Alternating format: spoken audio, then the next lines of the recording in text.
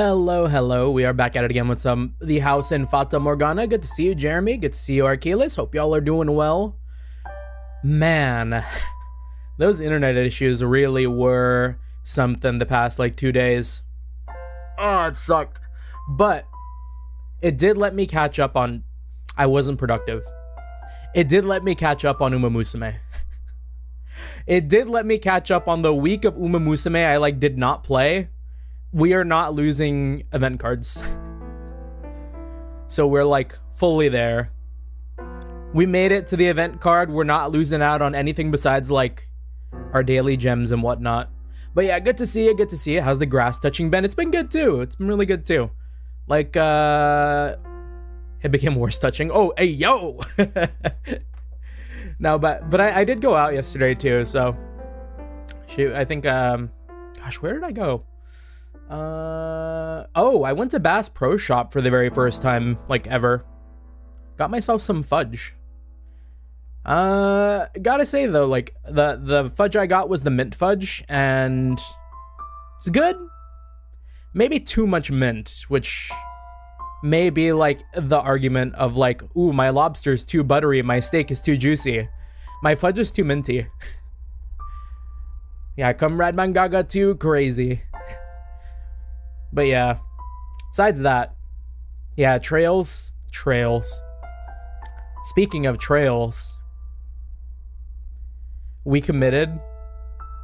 Now hold up. I know this is a Fata Morgana stream, but let me indulge a little bit. Just to show the level of commitment we got.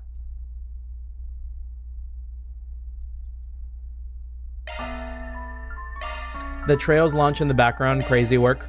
Here. We haven't even played, but let me share it. I think it should be this one. Toggle off. Okay. Y'all, we got the DLC for No One But Me,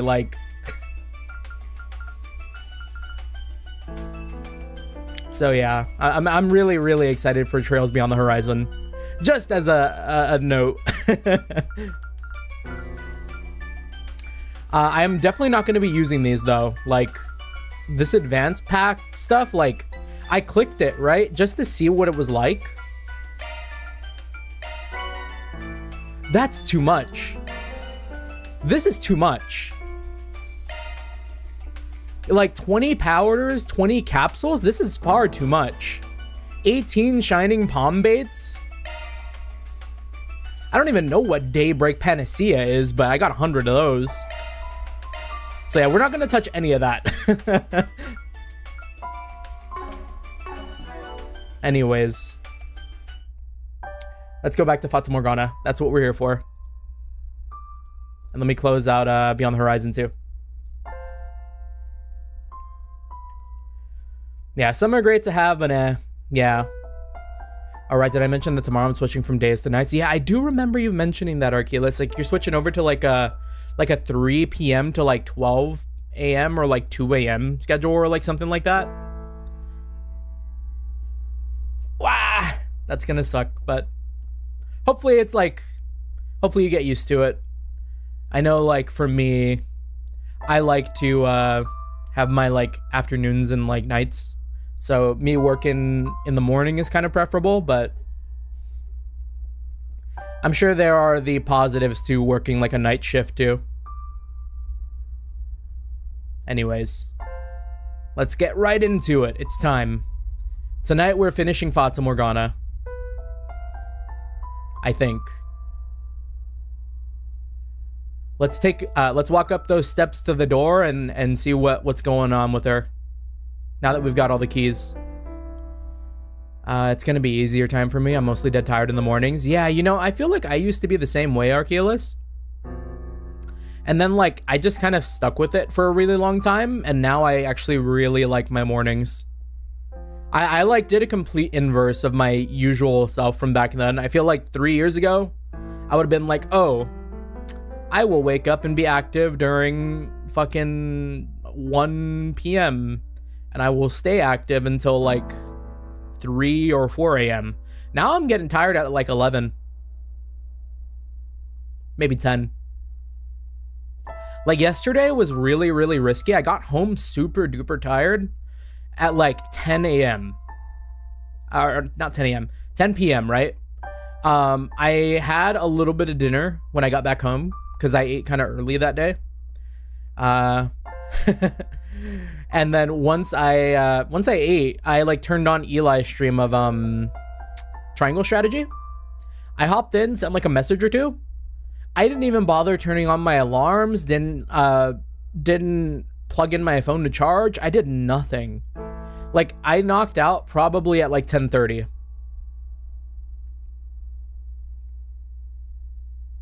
Just out of like sheer tiredness.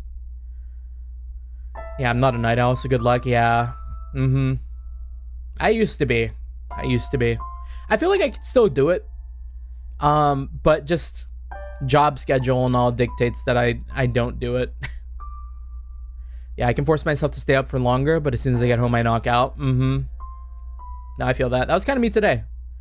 I got home. It was kind of an early day. Had to think about doing Monochrome Mobius today or waiting for tomorrow.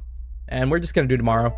But work was a light shift. And then like did some grocery shopping and kind of went to sleep and woke up at like 4. So we got our nap in too. We're not tired in the slightest. Okay. Let's hit it. Also, do let me know if you guys notice any sort of internet outages or anything like that. Because my provider hasn't informed me that the internet's been fixed yet. And I know on me too, but like I didn't reach out to confirm that it was fixed, but it feels like it's been fixed like all of this morning to like now. The real question is Dying Light. Yeah. Dying Light. I'm gonna need to see how much we've got on that, because our schedule is packed. I've been leaving Ricardo out in the rain. Ricardo captured in Xenogears and then never seen again because we haven't streamed Xenogears in a while. Like it keeps getting the like short end of the stick, unfortunately. Like we love Xenogears to death. And then like, because it's not close to finishing, I'm like, okay, I can put it off. Oh, I'll put it off another week. It's been 2 weeks, almost 3. Yeah, Dying Light Morning Cold. Oh, that's what you meant. Yeah. Ooh. How am I going to beat the game without my stand? Yeah, I'm sure we'll figure something out. But if not, I do think are we getting pretty close to the end there? Could always just like literally run it down. Like Dying Light, the following. A little bit of a spoiler for me, I guess, but I'm just going to look up like I'm just going to type walkthrough and see what sounds familiar for the main quest. Because we effectively ran down the last session of like the main game of Dying Light 1, or like the main story. Okay. Yeah, we're like really, really close actually. Like, of course we're not,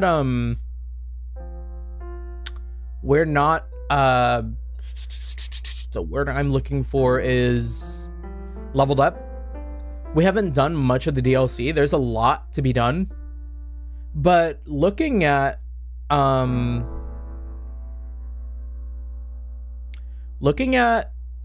amount of remaining quests for the DLC, like main story, there's just 3.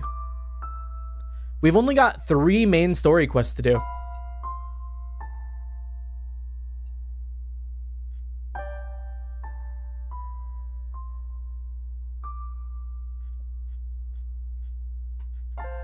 And I guess there's multiple endings too, now that I'm looking at this too. I might take a look at this once we get to that point. But it doesn't seem like there's all that much left. All right. Let me just take a swig of water.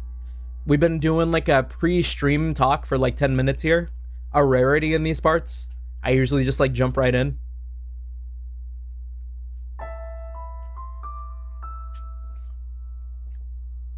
Alrighty. Now for real this time. I've said that like 4 times now. Deliverance! I hope this is the right one. The 30-minute Zatsudan that I always wondered how, right? No, some people are crazy with it. Like, I've seen the like hour and a half, 2 even. But me personally, like, I just really want to get into these games, man, you know? I feel like my daily life is a little bit uneventful. Like, what fun is there in me saying like, oh, I drove to work, I went to the grocery store, I saw a bunch of cool little deals, I bought chicken on a discount, and then I went home and slept. Anyways, they each insert and turn their individual keys. The lock disengaging and the door giving a deep groan as it swings open. I saw H. Whoa!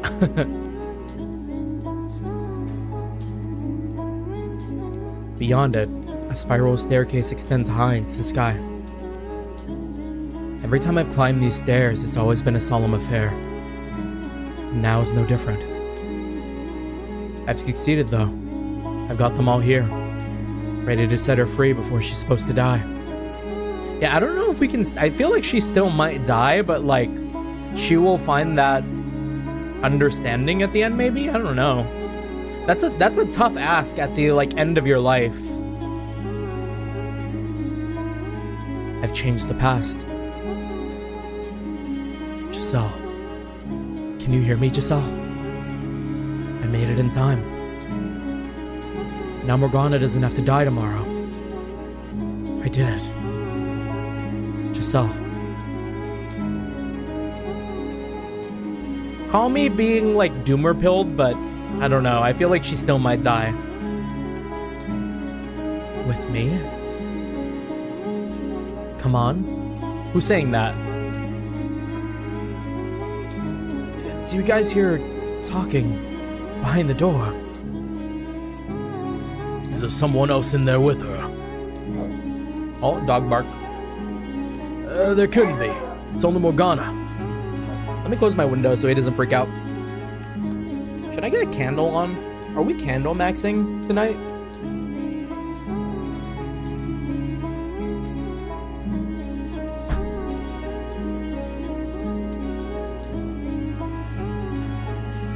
Alright. We got a candle. I'm gonna use this candle that I got from a book get together called Cranberry Chutney. That's the vibe.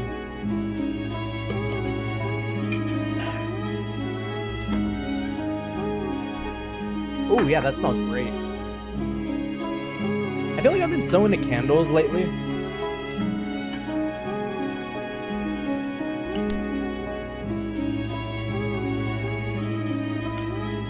If my house ever burns down and I have to stop streaming, y'all know exactly what happened.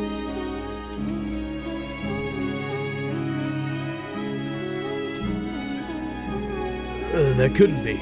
It's only Morgana. Is it Giselle? Stay with me, please. Come on, you can't give up now. Oh, be quiet. As if you have any idea what I'm going through. Of course I do, No. Standing before the door at the top of the stairs, a chill runs down my spine. What if it's like future Morgana? What if there are 2 Morganas here? Before I have time to consider what might have caused it, my body moves on its own. I shove my way past the other men and push open the door.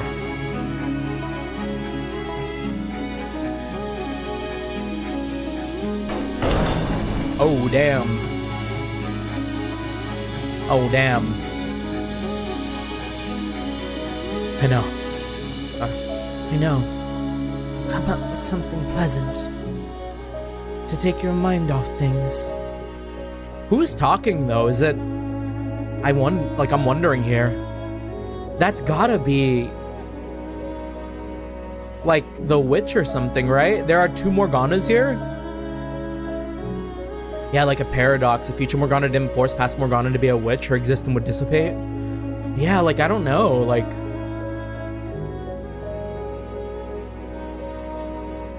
Yeah, what if, like, it's future Morgana...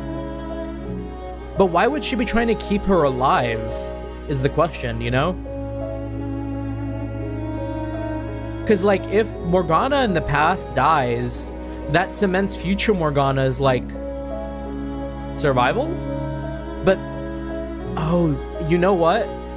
This could be Morgana wanting to change too. Like, she's trying to keep past Morgana alive long enough for Michelle to, like, fix everything. I don't know. Like, I feel like it could get a little crazy here.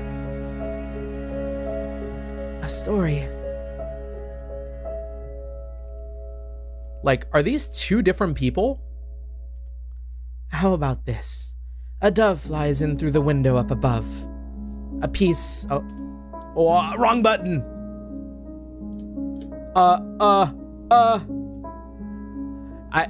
It goes to show that I've like lost my touch. I've forgotten how to play for a second here. A dove flies in through the window up above. A piece of parchment tied to its leg. It's a letter from a prince of a neighboring land. You read it and then you write a response.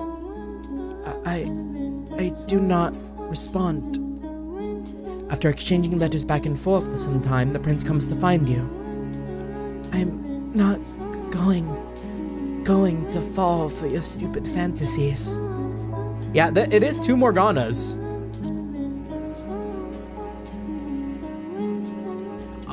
Unless she's talking to herself. Yeah, this is the story that the white-haired girl heard, though. Yeah, you're right. Holding on to something, even a fantasy, it's better than believing in nothing at all. I don't want you to give up hope. Baseless hope only breeds despair. And not that you would know that. Besides, if anyone's going to come for me, I don't want it to be a prince. There's only one person I want to see.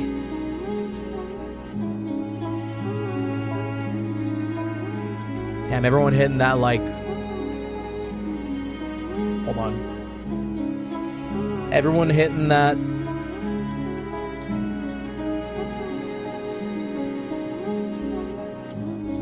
We're all stunned to silence at the scene unfolding beyond the door. Morgana is having a conversation with herself.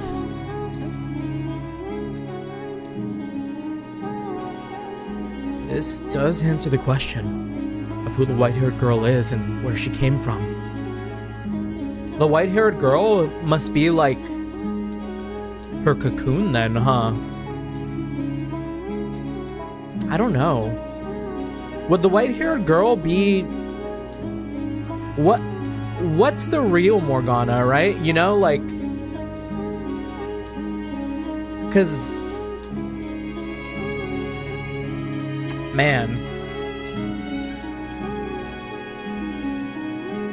Like, do you shield yourself with despair or hope? I feel like that would mean that her like suffering like persona right now is like the one she's using to come to terms with like passing. But the real, or the thing she maybe yearns for is like that hope. I don't know. We'll see. But I can't... This is just... No one should have to go through this. Yeah, most likely I'm also going to assume that each time Michelle would have returned, Morgana would have taken over the body, but only the white hair showed. Interesting thought. Because, like, I don't know if I don't think Michelle was ever brought back yet. I'm not entirely certain. Like, maybe, yeah, but because it could have just been Morgana the whole time. Could have?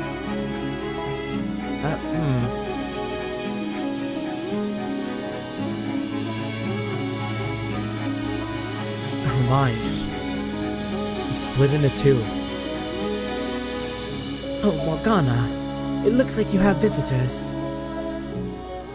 They're here to take my blood. Or they've got no use for me anymore. And are here to kill me. Oh, don't be so negative. Look, there's someone new. Kill me. Just set me free already. Morgana, you know what my wish is. Kill me and curse. Put a curse on them. Come on, Morgana, look up at them. Your letters, they made it. I never wrote any letters. He's got long hair as white as snow, and eyes like rubies. Oh no, this must be the other one, yep. He's got long hair as white as snow, and eyes like rubies. He's beautiful, like an angel descended from heaven. An angel. Oh, you know something I'm noticing here? When she's kind of in her weak, like, emanciated state? Is emanciated the right word there? Am I smart in using big words? In her, like, well, I mean, of course, both states are emanciated. I think my internet's stuttering, is it?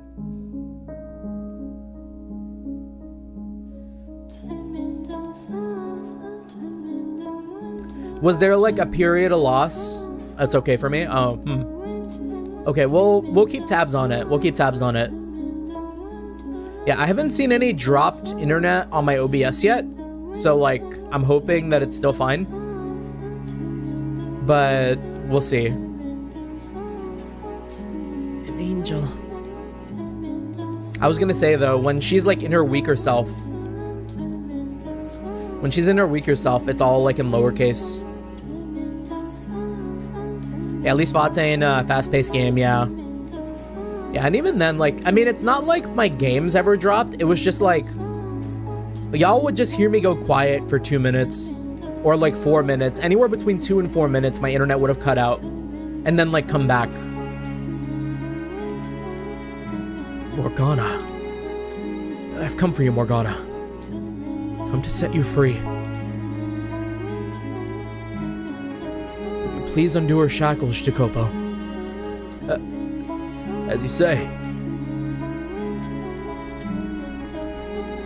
Did the name drop do nothing? Oh man. She's actually looking worse here than the previous shot. Morgana. Angel. Can you hear me, Morgana? At long last, I had the chance to hold you while you're still alive. I'm here to get you out of this tower. You have nothing to worry about anymore. You can go outside again, see the sun.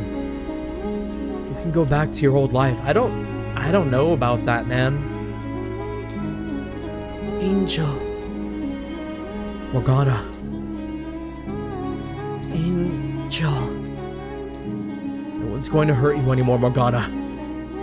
The three of them by the door. None of them had any malice for you. Angel. You're free. You can go free again. Angel. You're gonna have a normal life. No one's going to take any more of your blood. Angel. Please, Morgana. Please stay with me. Don't you want to...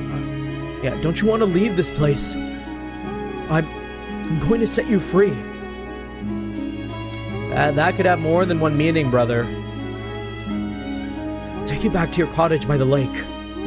I'll get you medicine. I'll help you with anything you need. If you want to go somewhere far away, I'll take you there.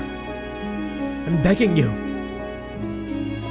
I've waited so long for this moment. Morgana, I've been waiting so long for God to send an angel. Internet came back before Monday. That's good to see. Hello, Union. Good to see you. Good to see you. Yeah, we got internet back. Monochrome tomorrow, by the way. My schedule isn't out, but monochrome tomorrow. Yeah, good to see you. Hope you're doing well. Are you an angel? Are you an angel sent to deliver me from this place? Please, deliver me into my father's presence. I can't go back out there. I can't live in the mortal realm any longer. I don't want to. There's only one place I wish to go. O holy servant of the Lord. You are an angel, aren't you? Morgana, please deliver me from this place. Yeah.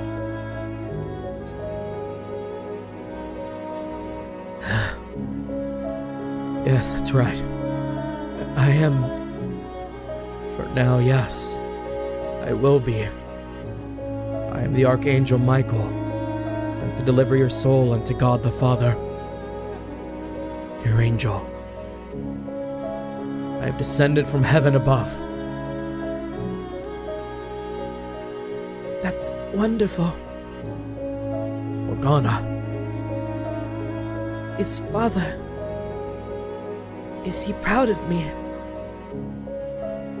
Your Father, the Lord Almighty, is exceedingly proud of the great work you've done in his name. Thank you. It means so much to me to hear that. I couldn't be happier to be able to return with you, to see him. Morgana. Is she...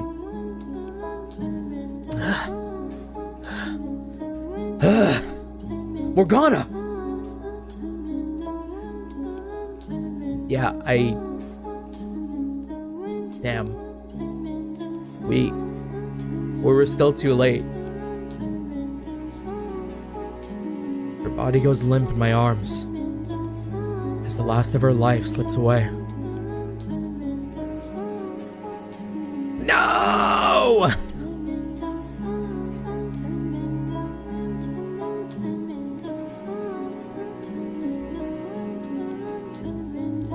There should have been more than enough time to spare, but still I failed to save her life.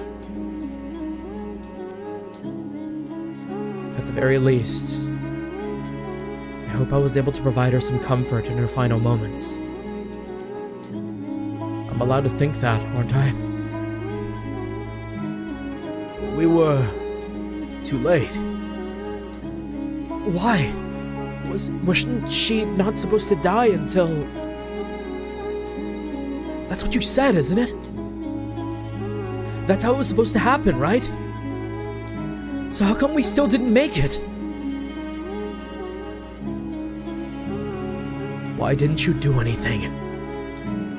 Why did you just let her wither away like this? Why? Answer me! I have no answer for you. I had no idea she deteriorated so badly.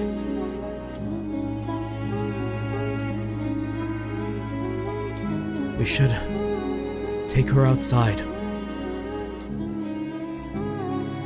Then you can atone for your sins. But first, we need to take her body somewhere clean. Death does not mean you are free of pain. We need to ensure her soul can depart in peace.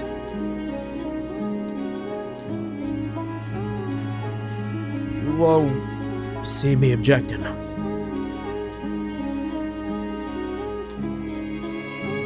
You need to say now what you were going to say to her. You must let her know the truth. She's dead. What good will it do to reveal my feelings now? Are you really that tense? Of course it'll do good. Her physical body may be dead, but her soul is still here, watching everything, listening to every word you say. I don't believe in souls. Well, I'm begging you to change your mind. Let Morgana hear what you have to say. Don't let her soul seethe in hatred. Please. I'm begging you. Okay. Morgana. I am not the Lord you knew. The man who put you through that hell. I killed him. I'm the man who freed you from his grasp. I'm the man who spent the next 3 years with you. We were poor. Food was scarce. Let alone good food. But those were happy times. Just about every day, I come to rub ointment on your face. I tell you to look at me, and you reluctantly turn my way. I used to think a lot about the face you'd make when you gave in. And then there was Maria. I can only imagine how obnoxious you thought the two of us were when we were in the same room together. You sitting off alone while me and Maria go at it, not making a peep. Me always trying to sneak glances at you. There's so much I never managed to tell you. And I hate myself for being too weak to put any of it into words. I could apologize, but I doubt you'd forgive me. And I don't want you to either. I just want you to know that this isn't how I wanted things to turn out. What I wanted more than anything was to show you the world. But instead, all I managed to show you was the inside of a cold, dark tower. Not the beautiful, unimaginably wide world outside these walls, but a tiny, filthy corner of it. I did this to you. I took everything from you, when I should have given you everything. However much you hate me, I deserve every last bit of it, and more. I was ready to pay with my life, if that's what you wanted. I was ready to do absolutely anything. This wasn't how I wanted things to turn out. I waited too long to bring myself to take action. Morgana, the man there. He told me you said the 3 years you were with me, Maria, were the brightest days of of your life. Well, they were for me too. I loved you. It's everything. Did any of what he just said make it through to you, Morgana? I pray with all my heart that him opening up will have even the tiniest effect on how you feel. Morgana, I also want to apologize for everything I did to hurt you. I feel terrible about it, I really do. And yeah, I know that's not enough to make up for what I've done. So I want to make amends, whatever it takes. If you want me to give you my life now, I will. Or if you want me to spend the rest of my days paying for my sins, I can do that too. I am an irredeemable monster and a killer. I take pleasure in hurting people. You were right to be afraid of me. I am genuinely sorry for what I did to you, though. I never wanted to see you dead. Sorry. I can't come up with anything better to say.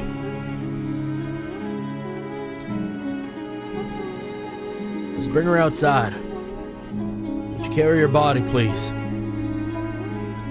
You should be the one to carry her. You're far better suited for the job. My right arm is in no condition to be picking up anything. I hope you lift her then.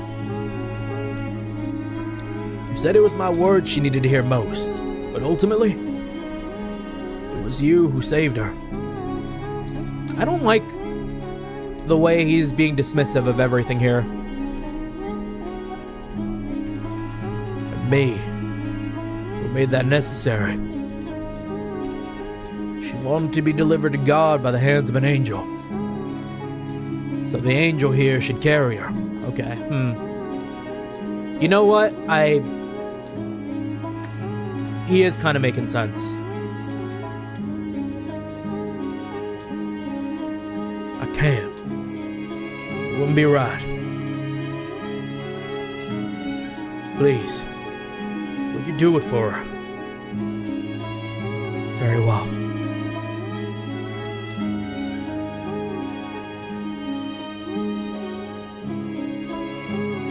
Jacopo puts the necklace around Morgana's neck, then lifts her dead body off the ground and places her in my arms. He opens the door, heading the four-man procession out of the tower as he had in. I walk at the back of the line. Each step they take down the spiral staircase is slow and ponderous, as if weighted down by the knowledge of their sins, that they must make their way to the place they will make their atonement. Yeah, everyone's gonna know I wasn't able to prevent Morgana's death, but I was able to uncover the truth. I accomplished something. The sum of everything I did these 3 days should be enough to change your heart and change the course of their next lives. They should be able to avoid the tragedies I witnessed through each of their doors. I don't know. A part of me feels like maybe it wasn't enough, but if it wasn't, then why are we still here? When we step through this door and people see Morgana's body, we're made to pay for our sins. Ultimately, I'm the one responsible. So the two of you are welcome to stay behind.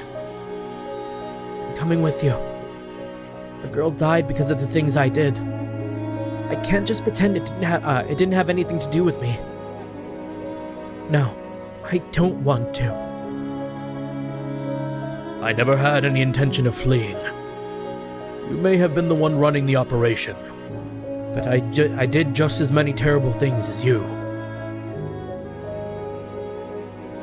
Well then. Say, Michelle? Yes. I figure this is probably my last chance to say it. So, thank you for convincing me to hand over my key. For giving me the courage to open my eyes. You always had the courage within you, Mel. You simply needed a little help finding it. It wasn't my strength that allowed you to take action, but your own. You sure know how to make someone feel better about themselves. I'd like to be a little stronger next time around, if there really is a next life. I'd like to be strong enough to face whatever comes my way. To not run away or try to ignore it. I have no doubt you will be. The trials you're made to face are great. Very few of them are your own making. Yours is a tragedy of circumstance, a feelings kept secret and good intentions gone wrong. If you can face the problem when it arises rather than look away, I'm certain you can find your way to a better future. You mean in my next life? You know, I was thinking it's almost like the characters of Wizard of Oz. Yeah, we are kind of giving them their whole, like, you've had courage this whole time, you've had heart this whole time, you've had a brain this whole time type beat. I do. I'll trust you know what you're talking about then, and burn your advice into my soul. Don't look away. Please do. I'm glad to have met you. If there is a next life, I'd like it if we could be friends.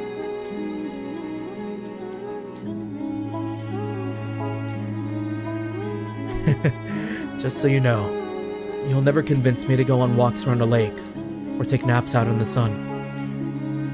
What? Oh, well, that makes you sound like a very gloomy, unpleasant person to be around. Just joking. Thank you. You're welcome. You know, you kept telling me you weren't an angel, but you actually are, aren't you? I promise you I'm a regular man. You told Morgana you were an angel. I only... Excuse me. Angels and demons don't get along very well, so I'd rather not run into you in my next life. I mean, he kind of doesn't. I appreciate what you did here, though. Oh, wait, no, never mind. But still, like... I'll do my best to be more human next time. Please do. I'll repeat to myself what you told me, that what I need most is restraint. As I make my departure from this world, then maybe I won't forget it, even if I do lose my memories. Burn it into my soul. I rather like that. I think I'll follow the boy's lead here. That would be best. I'll be praying that even if you aren't capable of love, you'll be able to live a peaceful life with a good woman who loves you. But you'll be able to make her happy by doing so.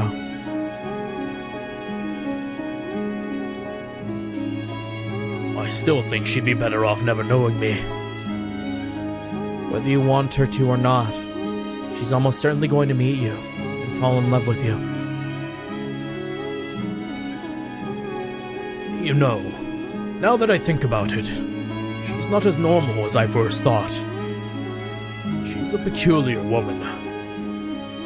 I can't say I disagree.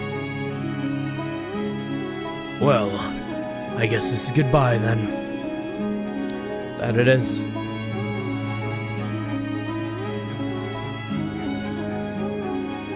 I know everyone else is doing it, but I've got nothing to say to you. I didn't expect you would. Huh. Though I suppose I do have something I'd like to say to you. And what might that be? Be more open with yourself. If you had only put your feelings into words, things would have turned out differently. In both this life and your next. Coming from you, a man who looks even more closeted off than me, that rubs me very much the wrong way. Do I really look that closed off? In more ways than one, yeah. That part of me is deeply ingrained. You telling me to open up won't magically disentangle my personality and make it be. I don't think you're as twisted as you believe you are. I'll consider it if this next life's nonsense you're selling is true. Please do. Lord have mercy. One One hell of a man certainly busted his way into my life. Last thing I expected was for an outsider to be the one to get us to open that door. Impressive work from one man. It's not only my doing. I had help from a number of people. And it was you, Giselle, who did the most in getting me here. I'm not as big a man as the three of you make me out to be. Before this, I'd lost so much, I felt utterly powerless. I was on the verge of abandoning all hope.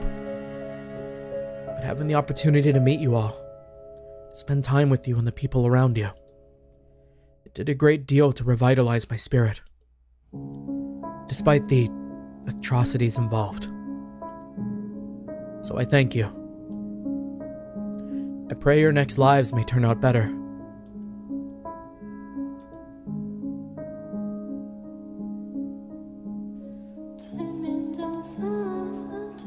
I suppose we should get going then. Off to pay for our crimes. To relieve her soul of some of its pain. And I suppose to make sure their next lives go a little better. Let's.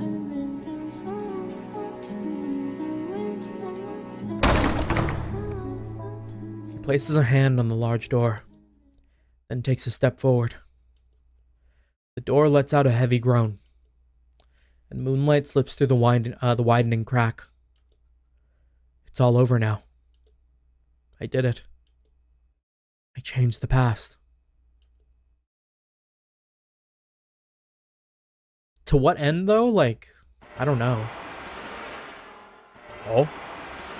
Oh? What the hell? What I see beyond the door is not the nighttime courtyard. The sun hangs high in the sky, shining down on the blood-soaked grass. What's going on? That's when I notice. The weight of Morgana's body is gone from my arms. And then... out in the courtyard. Nellie. I see a flaxen-haired girl vomit blood and fall to the ground. A young man kneels over her and takes his own life. No. There are dead and dying townsfolk all around the nun. The swordsman is skewered as he scrambles to reach her. And at the door just to my back, Jacopo. The Lord lies unmoving, slumped against the wooden frame in a pool of blood. How can this be? We were all just talking not a minute ago. How the hell did we go from that to this? Why? Why, damn it? I changed the past, did I not? No, I think that was like a fanfic, man. I think we got fanfiction rewrote. The reality still happened. I steered them away from this outcome. I changed.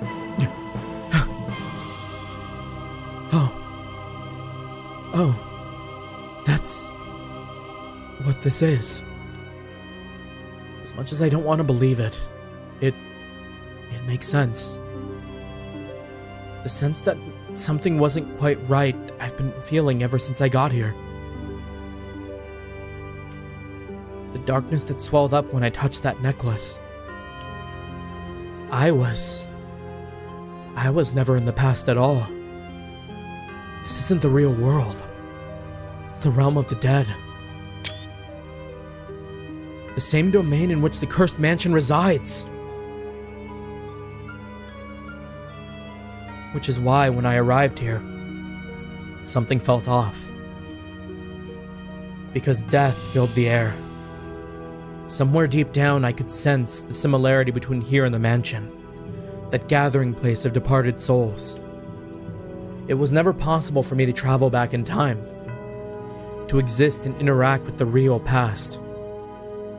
I was able to summon the darkness because this isn't the real world. Merely a reconstruction. A projection of their souls, memories, It was all set in stone long ago. None of the time I spent with any of them was real. Every emotional moment I thought I shared with them was all an illusion. I mean, was it? Maybe despite it being, like, not in reality, it was still very real to them. None of my conversations, none of the smiles I managed to get out of them were real. I was never there. I was never present in the past with them. I'm currently sometime after all that. Sometime beyond the era Morgana lived. Beyond the 17th, 18th, 19th centuries. What I spoke of as their next lives was actually their past lives. All three tragedies are history. Immutable, irreversible history. There's nothing to change anymore. What then did I fight so hard to achieve? I mean, thematically, this is exactly the same thing Michelle was telling them. Even if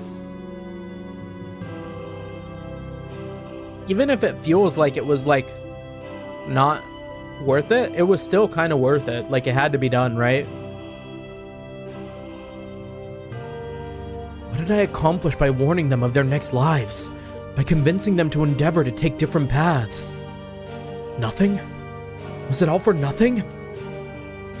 I go limp at the sight of it all, dropping to my knees and sending ripples through the sea of blood.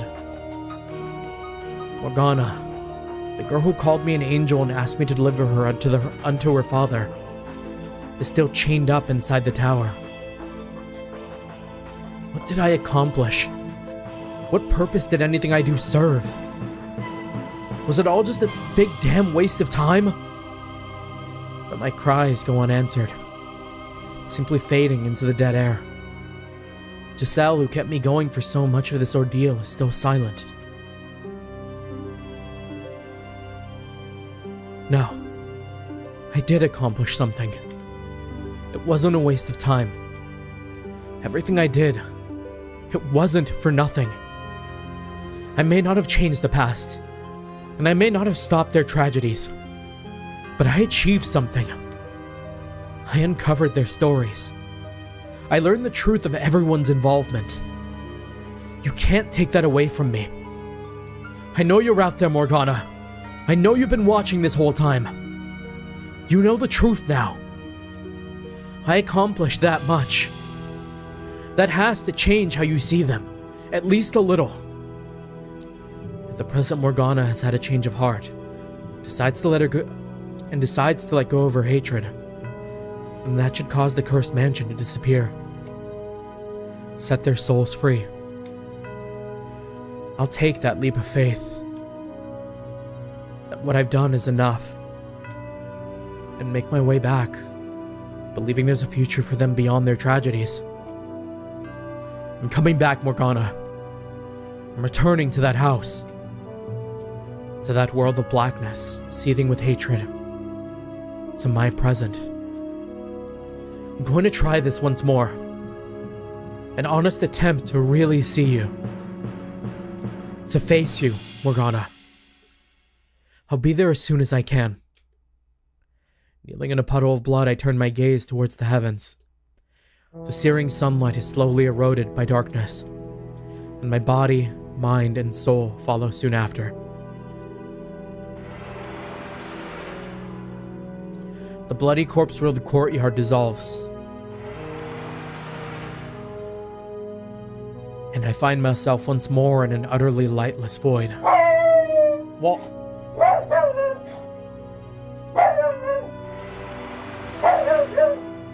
I clench my teeth as hard as I can manage. Hey, come here. Come here. Hey. Dog jump scare, sorry.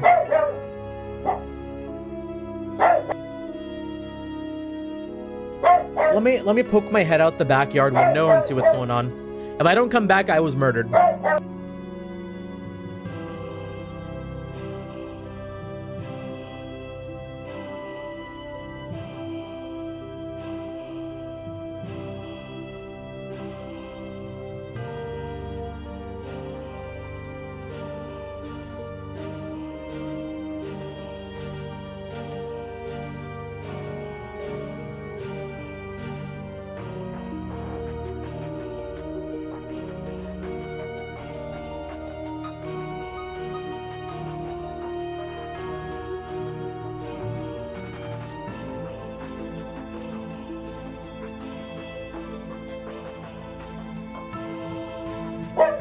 Okay, I've shown him that nothing's going on back there, but he's still having it.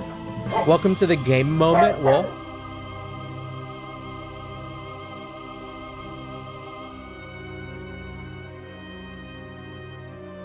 is that like an anime?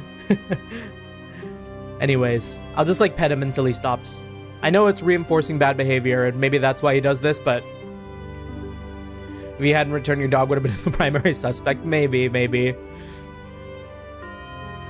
Anyways, I clench my teeth as hard as I can manage. Squeeze my eyes as tight as I can. Because that's the only way I can keep the screams back. It's a game like FNAF where you keep checking stuff. Oh, like observation duty.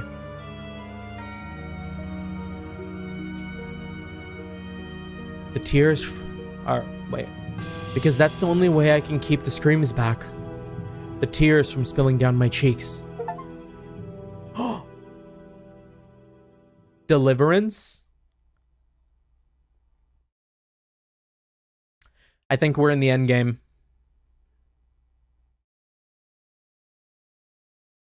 Michelle. Open your eyes, Michelle. Come to me. Is it gonna be... Who is that?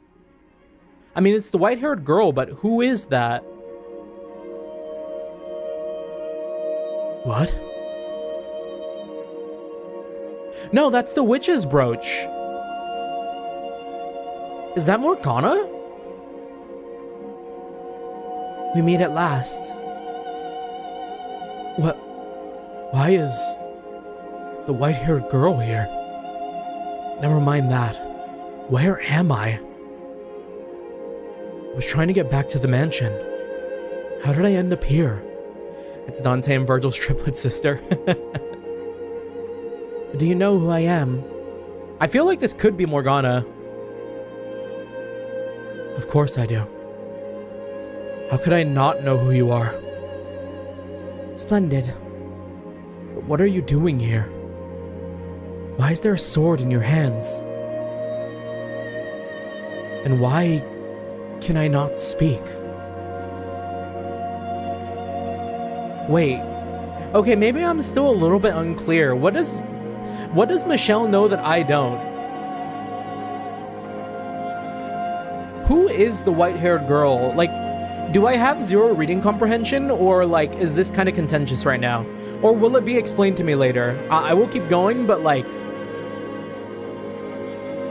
I don't know. Is like the white-haired girl meant to be the collective, like, the collective emotions of everyone in the mansion?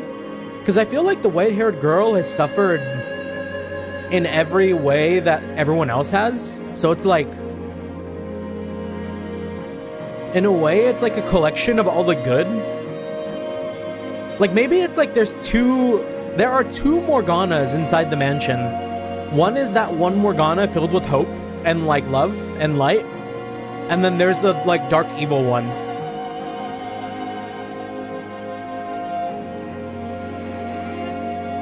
I wonder if that's what's going on here. I was able to return to this gathering place of souls thanks to your efforts. Your uncovering of the truth of those events that transpired so many years ago allowed me to remember everything I had forgotten. To remember who I am. Remember who you are? You mean that you're part of Morgana? My apologies. Bringing your soul here without any preparation has left you in a bit of a nebulous state. But my heart told me I had to do this now. Though you have no voice, I can feel your presence quite clearly. Oh, Michelle, namesake of the great Archangel Michael and man of tremendous virtue. I have brought you here to ask for your assistance. Yeah, we were kind of right on the money, huh? I pray you'll be able to help me. Maybe my reading comprehension is okay. We passed the literacy check. My request for you is simple. Take this blade and with it, extinguish my soul. You. What are you? Extinguish your soul? I realize that it's cruel for me to ask this of you, and for that I deeply apologize. But I want it to be you who sends me off. Could you grant this girl her selfish request? That's not why I sought the truth. Not because I wanted to see anyone extinguished, but because I wanted to set everyone free from this mansion's cursed bonds. Because I wanted to put an end to the cycle of pain and suffering. Because I wanted to save every last person caught in this tragic quagmire. That includes you. And you're asking me to eradicate your soul? I must be destroyed. You can't tell me that after everything you've seen, you haven't realized that I have no place in their lives. While it's true Morgana wished for misfortune to befall them, if I hadn't been there, none of their tragedies would have taken place. If I hadn't been there, the flaxen-haired girl would have been able to let go of her yearning of a brother. If I hadn't been there, the shipwrecked merchant's lover would not have lost her place as his tether. If I hadn't been there, the ambitious businessman would not have been betrayed by his close friend. Why are you acting like it's all your fault? Are you trying to say everyone would be better off without you? I was not a victim in the tragedies. I am culpable for them. That's not fair to her. I don't think it's fair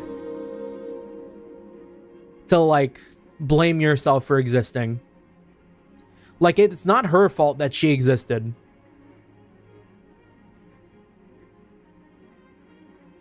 Culpable?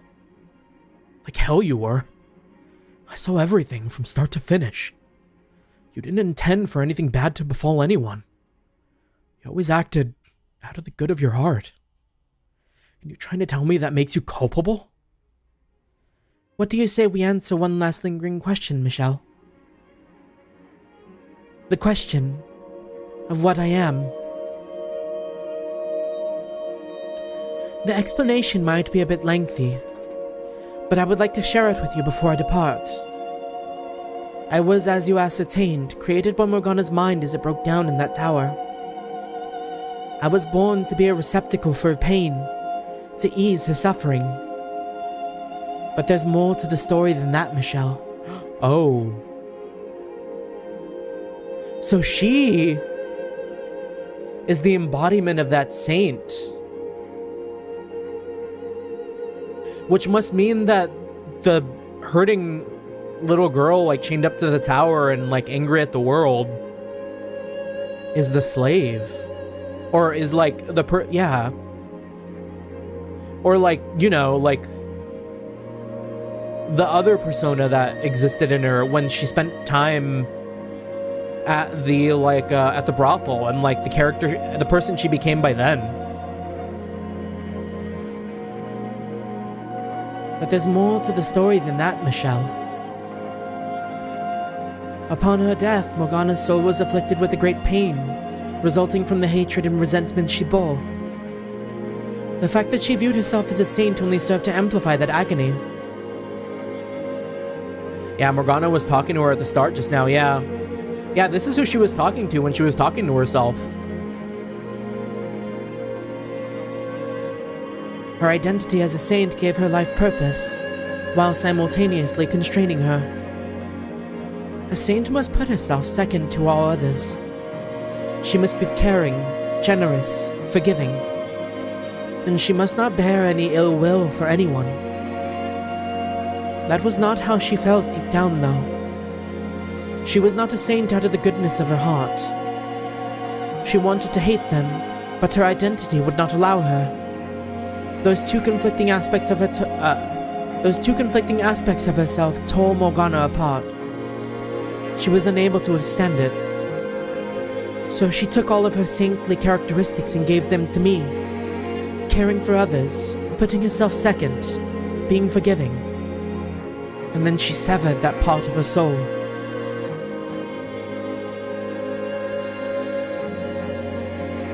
why you always seem so abnormally pure-hearted.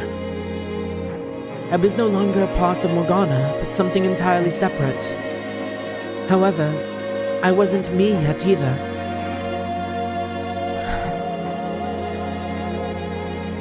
I'm just like, this game's so good. Again, I say it, but like, predictability is not a bad thing, because it means it was written in a way that was like, it makes sense. You know, like, maybe you can say one thing about predictability if you like just start it and you know exactly where it's gonna go, but the fact that you're able to like make out everything before it can be said to you sometimes is like, that's when you know it's got sauce. Like with Ramono and like here, you know, like, that's so good.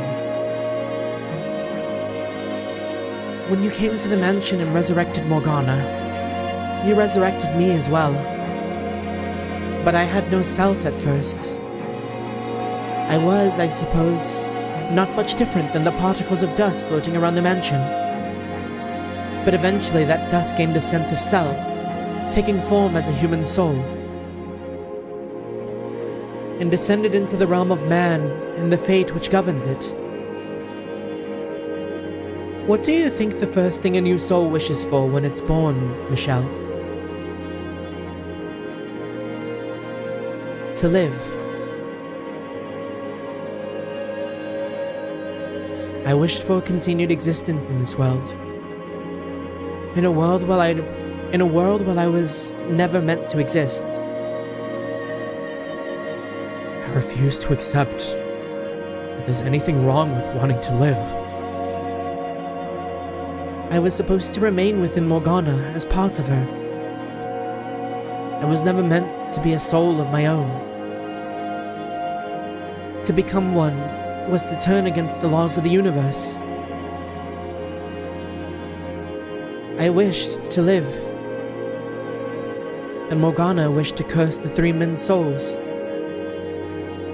Though we sought after completely separate things, because we were once two parts of a whole. Each of our wishes was shaped by the other. In order for an incomplete soul like mine to survive, it needs something to bind itself to the world. Something strong enough to prevent the universe from correcting the anomaly. And so the wish of that anomaly gave birth to yet another anomaly. A house that sat outside the currents of time. One that could descend into the mortal realm at various times and places. And it was that house that served as a tether for my soul. I mean, it wasn't Morgana's power that created the mansion, but your own wish.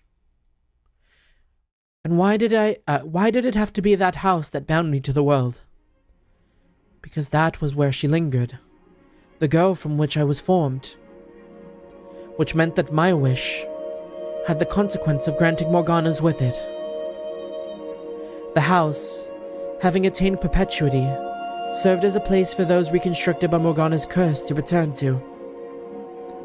Furthermore, my connection with her had other consequences. I was the one most affected by her wish. As much as I may have wanted to do good, for them to be happy, my fate was dictated by her wish. In that position, my merely showing affection for anyone was damnable. I wonder if both Morganas heard the stories then. I wonder if that's going to give us some sort of opening to maybe get those two to get back together. For her to come to terms with being that person that exists in both ways.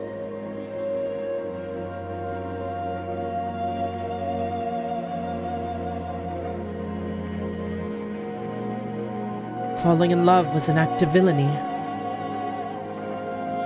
My very presence malevolent.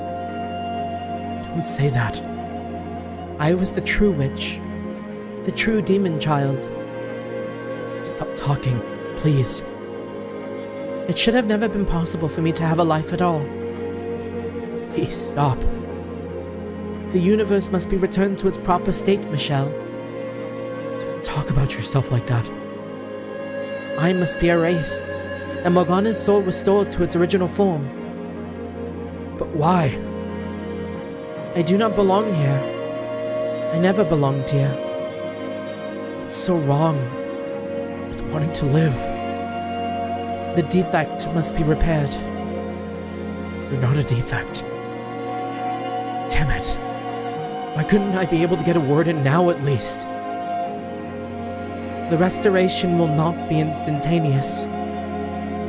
It took many, many years for me to be formed. And it will take as long, if not longer, for the process to be reversed. But her soul will eventually return to its proper state. And perhaps when his soul is restored, Morgana won't be human. Perhaps she will be a butterfly resting upon the lip of a flower. Perhaps she will be that flower. Perhaps she will be the breeze in which that flower sways. But whatever form she takes, it will be her, whole and complete. With me gone, no more tragedy should take place. So please, take this sword and extinguish me. Put an end to this cycle of misery.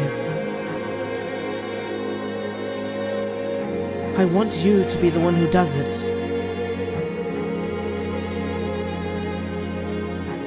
Save. Thank you. We need to do the secret third thing, man, like... Because there are 3 things that are going on in my mind, and that third thing is still a little, like, I don't know yet. There are 3 things that I can think of that happens here. 1, we do kill her and resign to that hopelessness. To that, like... We resign ourselves to the whims of, like... the idea of there being, like, determinism and, like, a universe that does not care.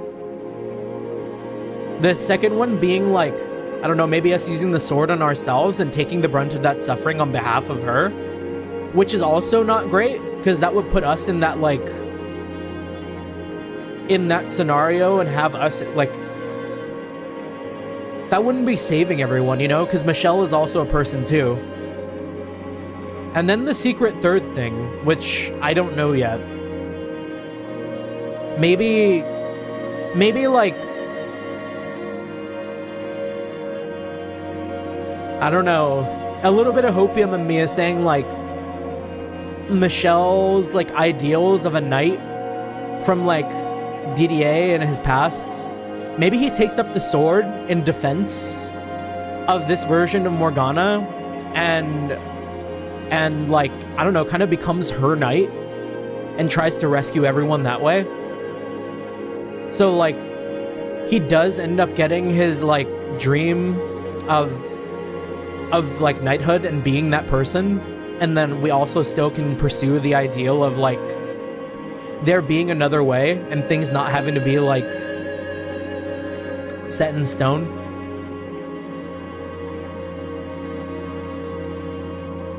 Because this is giving me major, like, knighting. You know what I mean? Like, we're only, like, 1 step away from her, like, tilting the sword on our shoulders type beat.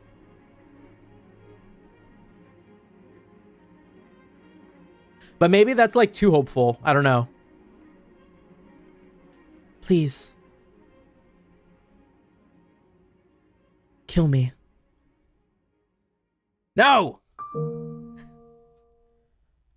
You're asking too much of me.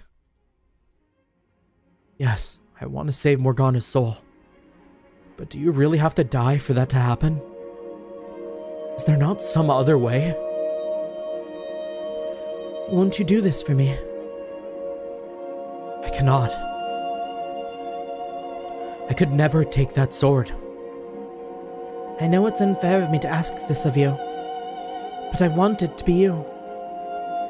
As selfish a request as it may be, I want the curtain drawn on this ersatz life. Ersatz? Oh, man. Oh, but yeah, he would be abandoning Giselle there, true. But like, maybe the act of saving her would bring back Giselle. Because I mean, they're all dead anyways, right? Who's to say, like, by saving these two Morganas, that we couldn't then wish for Michelle to be returned to us in some way, shape, or form. Because I mean, the wish still happened for the white-haired girl too. You know, like, wishes exist in this world. So who's to say that we couldn't find a way to get her back after that? Oh, saving Morgana would continue the mansion though. Yeah. I mean, that's true. That's true. Ersatz is a word I feel like I've seen but never actually seen. Of a product made or used as a substitute, typically an inferior one for something else. That... Even here, she's saying, like, oh, my life is not worth as much as everyone else's. That ain't a way to live. But, like, we can fix that. We need to fix that, but, like, I don't know. By the man I admired so deeply. You admired me. Let's talk a little bit about that admiration, shall we? And where I got my physical appearance. This goes back to when I was merely particulate matter drifting about the house. While I still had no mind of my own at that point, I witnessed everything that took place within the house. And in the moment of your death, Michelle, I was born. You saw my death? Your actions that day appeared to me as the very definition of selfless and honorable. Your life bore many similarities with Morgana's. You were both abused, imprisoned, called a witch. But while Morgana sought vengeance, you watched your own mother burn your crucified body, and you wished for release rather than revenge. There's nothing honorable about that. I just lost all hope for myself. I expect you'll disagree with me. Say that it was a sign of weakness. But that was not how I interpreted it. Self-sacrifice being one of the core characteristics Morgana gave to me, I was deeply moved. You didn't curse those who had wronged you in life. You chose your own destruction.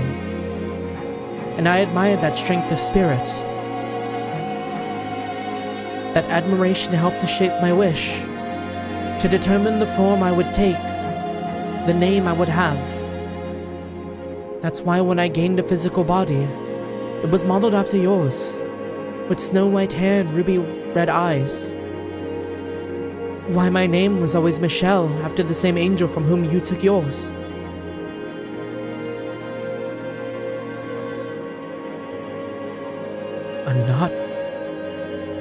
I'm in no way worthy of anyone's admiration. My admiration caused both you and the woman you love a great deal of pain, and for that I apologize. But it also shows just how much I wanted to be like you. I would ask for you, if you would be so kind, to consider this a great favor for a starry-eyed little girl. A girl who, quite literally, idolized you to her very soul. Don't. I couldn't ask for a greater honor. How can you tell me that? Than to be erased from the world by you, my idol. Then ask me to kill you. Please, Michelle. Be the one that sends me off. No! No matter how many times you ask, I can't kill someone who told me they wanted to live. I know what it's like to wish for life. I don't know if you've realized it yet, Michelle, but this is the first time we've actually met. The story of the fourth door was Morgana's creation, which means that until now we've never been in the same place while both aware of the other's presence. As far as you should be concerned, I'm a complete stranger, yet still you hesitate. I'm glad that you're reluctant, but you've shown me enough sympathy. I don't consider you a stranger at all. Indeed, this is the first time we formally met. But I've watched you go through so much. I've seen you live 3 different lives. I've seen the impact you had on the people behind all 3 of those doors. You are in no way a stranger. With my erasure, Morgana's soul will eventually become whole again. Her curse, the eternal cycle of agony it brings, will be no more. When I am gone, everything will return to its rightful place. I implore you to not hesitate any longer. Are there really no other options? I need to make another save, man. Is killing you really the only way to make things right? To release everyone from this curse? I'm delighted to have finally been able to meet you. The man after whom I modeled myself. I am incapable of taking my own life, Michelle. God's teaching prohibits it, and as such my identity as a saint prevents me from doing so. No, I don't want you to commit suicide. I want to find some way for you to live, to remain a part of this world. I know that by asking this of you, I am causing you great heartache, and for that I offer you my sincerest apologies. But so long as I continue to exist in this world, Morgana can never truly have redemption. Tell me, who is it you've been fighting so hard to save? That doesn't mean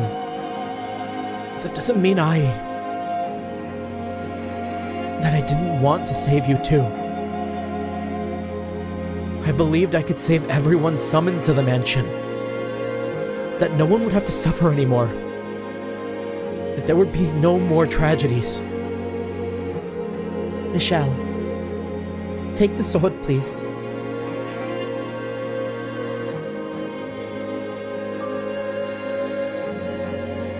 Ah, man.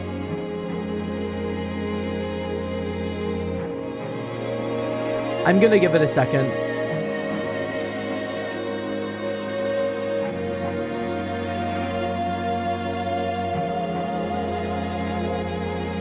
Okay.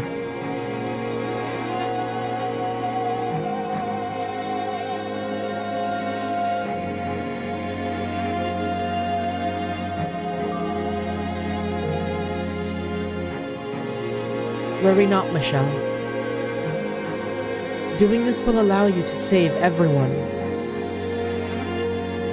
You will cast off the darkness inhabiting the house, set all its prisoners free, give Morgana her salvation.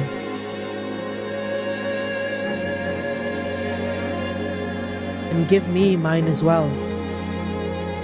Extinguishing my soul will be my salvation. I've had a full, satisfying life, even if every moment of it was rooted in iniquity. I had well beyond my share of happiness. I don't need any more. Oh, Michelle, namesake of the great Archangel Michael, and a man of tremendous virtue, I ask of you to please draw this cycle of misfortune to an end. To take this blade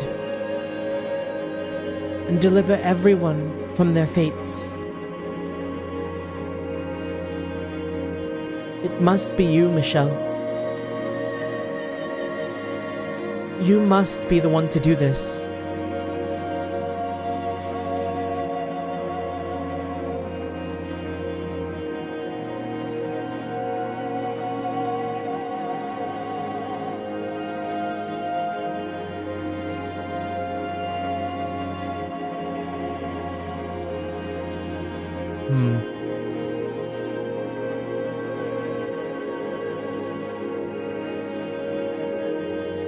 Okay. There really is no other choice, is there? But maybe once we take the sword, something else?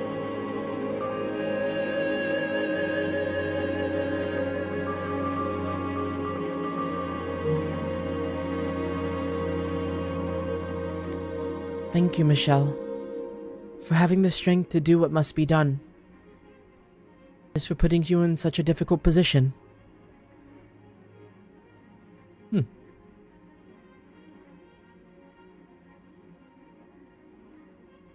Once my soul has been erased, I will be gone from this world forever. I will not return, not in this or any other form. I feel no woe in that knowledge, though. I welcome my destruction with the utmost of joy. However, if it wouldn't be too much to ask, for you to keep just a little bit of me in a corner of your soul, Michelle, to remember me, to remember the life I've lived, that would make it all worthwhile.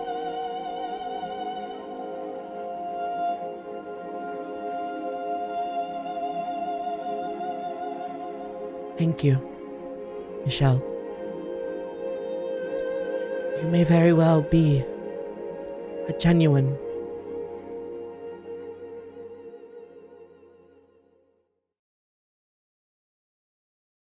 I'm back with lunch and I see this. Hey, yo.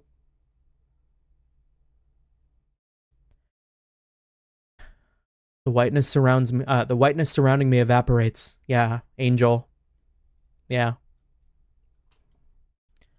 And I find myself back in the observation tower. I can still feel in my hand the impact of the sword piercing her breast.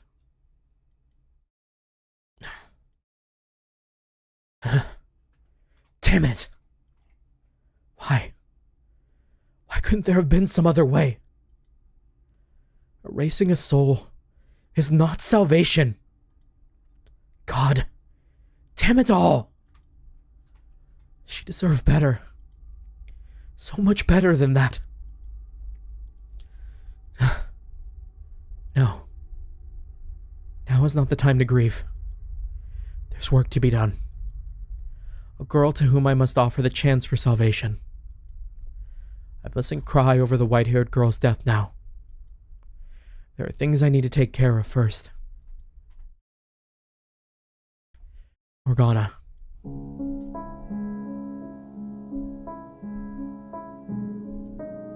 Morgana stands there, staring off absently into the distance. After some time, she slowly turns to face me. What exactly was all that about? Come on, say something. Answer me. Morgana. How? It doesn't make any sense. He and the Lord, they couldn't. There were two different lords.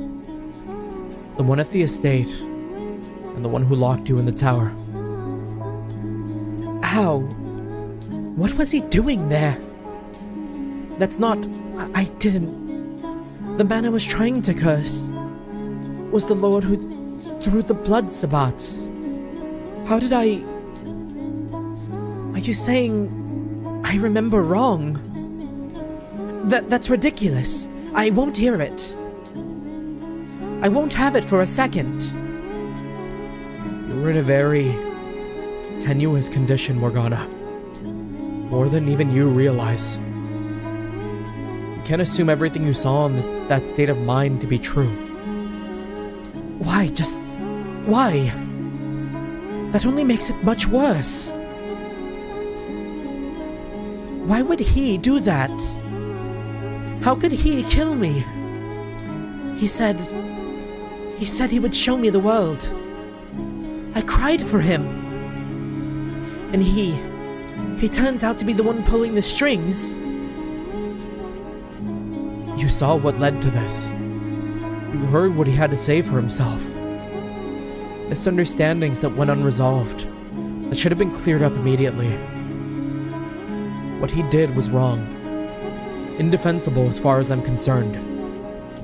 This all could have been avoided if he had told you everything.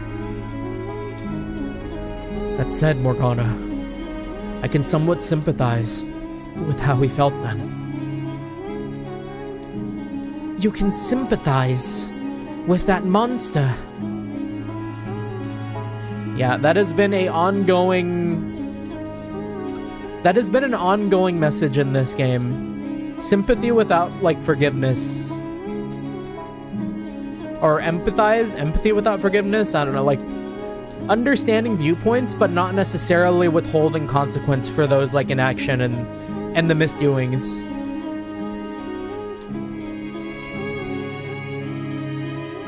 In what way? He loved you. Sincerely loved you. And to be the target of such vitriol from a girl he cared so dearly about, to be mistaken for someone else entirely, I can understand how that would have hurt. It doesn't matter. That doesn't change anything. Like I said before you started all this, it doesn't change anything. Does this revelation change what happened to me? Does it make me any less of a hate-filled witch? What does it matter if he had his reasons? What does it matter if he's not the one I thought he was? It doesn't change the fact that I despise him with every fiber of my being. It's time to let go, Morgana. I met with the white-haired girl. I know her true nature. That's not me. You're right. I cannot definitively say that you and the white-haired girl are one and the same. However, I can say with certainty that she was a part of you. A creation of your broken spirit.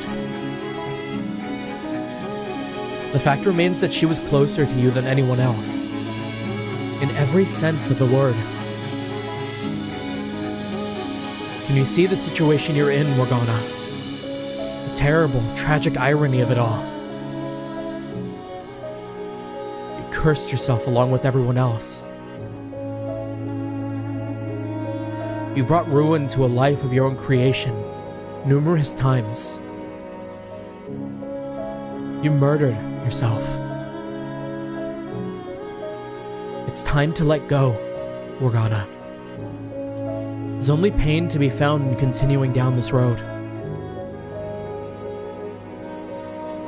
I appreciate the wording from Michelle here. Because, like, in my mind, murder is different from were he to say something like, oh, you killed yourself, or like things like that. Murder implies like an intent. He's saying that, like, yeah, like, she brought ruin to her own life. She was the one who put herself, like, she's the one who's making this, like, hatred and this, like, whatever continue to, like, perpetuate. Yeah, unalive, yeah. I don't know how good the YouTube listening thing is. Like, if I were to say the proper word, who knows, but...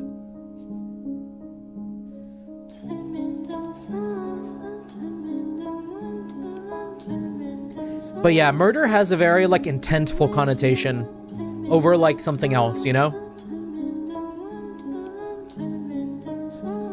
Morgana. I take a step towards her, and she steps back, quietly maintaining her distance. I can almost hear her trembling in her voice as she says, Stay back. You... Stay away from me. You have nothing to be afraid of, Morgana. I won't hurt you. I said, stay back, you. I bet you think this is hilarious. That I'm blind and a fool. Morgana. Yes, good on you, my dear. You've revealed my big secret. That I'm a feeble-minded little girl with a poor memory. You've uncovered the truth of my death. Discovered the white-haired girl's true identity. I always presumed she was you. How foolish of me. Laughing like I knew anything. Cursing the entirely wrong man. Absolutely brilliant, you might say. I've made myself into quite the laughingstock. I'm not going to laugh about your pain, Morgana. I've come to realize that perhaps I empathize with you out of more than anyone... I've come to realize that perhaps I empathize with you out of more than just our shared loneliness. We were both yoked with unimaginable misfortune. Lived our lives in lamentations of our fates. I understand your pain. That boat has long since sailed. You're right. It has. That is a realization I should have come to much sooner. Though you said it wouldn't have mattered. I still should have made an effort to get to know you in life. I feel guilty about how I constantly pushed you away. So, I'd like to make up for that now. I approach Morgana, hand stretched out towards her. Yo, all these moments are scaring me. I feel like I'm gonna get a quick time event here. She stands there, bewildered, as I place them on her shoulder, pulling her in. Not for my own comfort, as I had so many times before. And not out of some pretend sense of pity for a sad pile of bones. I embraced her, and all the pain and loneliness she holds inside. Her body gives off no warmth, and it's as weightless as the skeleton all those many years ago. She, like me, lost so much in life. But unlike me, she had no one there in her final moments. It's alright, Morgana. Everything's okay now. The tale behind the fourth door may have been a fabrication, but the creator's soul is always somewhere to be found in her creations. Knowing the inseverable link between her and the white-haired girl, that's where I'll find what I'm looking for. Didn't I even say that at some point too? Like, I feel like I said that in the Fata Morgana story where I was like, oh yeah, like every story has like a bit of the author. Everything is like influenced by like its creator, and this is like no exception too. It's like we're getting that message inside. It's like a creator inception.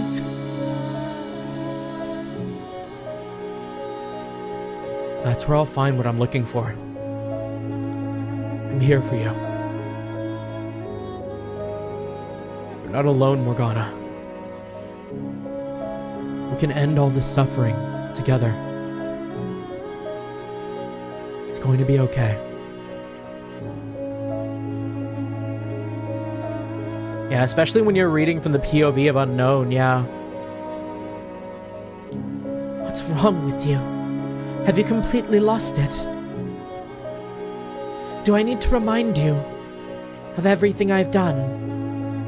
Of all the pain I've caused you? No reminders necessary. You did quite a number on me indeed. Then do you want to tell me how we went from that to you holding me? You didn't do what you did out of a particular grudge against me.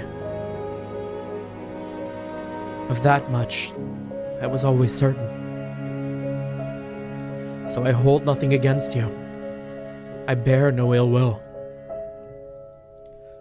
Nor, I'm certain, does Giselle. You're much too forgiving. I imagine there's something about having experienced the kind of pain we have that makes it hard to harbor any ill will towards one of our kind. Shared trauma or not, you and that woman really are something. God, there are no words for how much you irritate me. The bite slowly drains from Morgana's voice. In the quiet, I think I hear a muffled attempt to hold back a whimper. I pull away slightly, putting a hand under her chin and lifting her head. She quickly averts her eyes, but doesn't knock my hand away as I reach them into her hood, gently setting them against her cheeks. I run my fingers across the exposed flesh, then slowly pull back the hood covering her face. Well, look at that. You're quite pretty without your face hidden. I didn't think you were the flattering type. I assure you I'm not. Go on, touch your cheeks.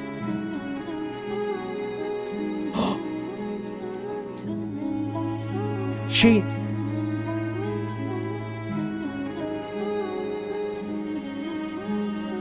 Now this is the girl you were always meant to be.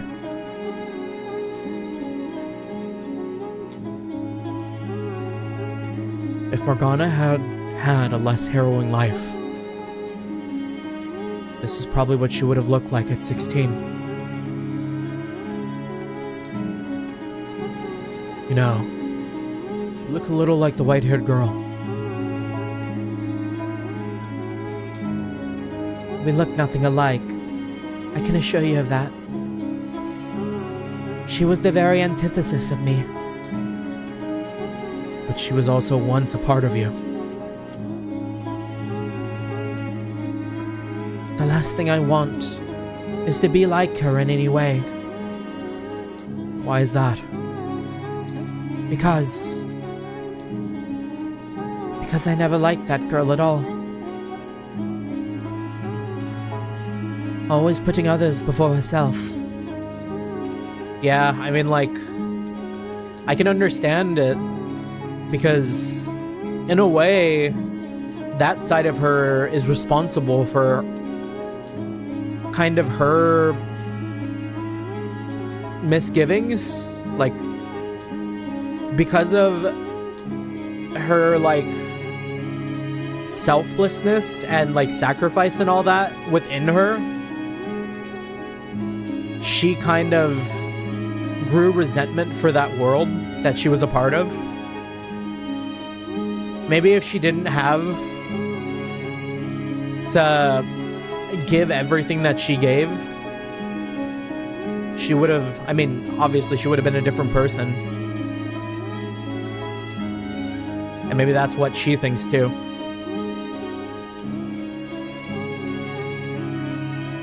Just watching her was aggravating.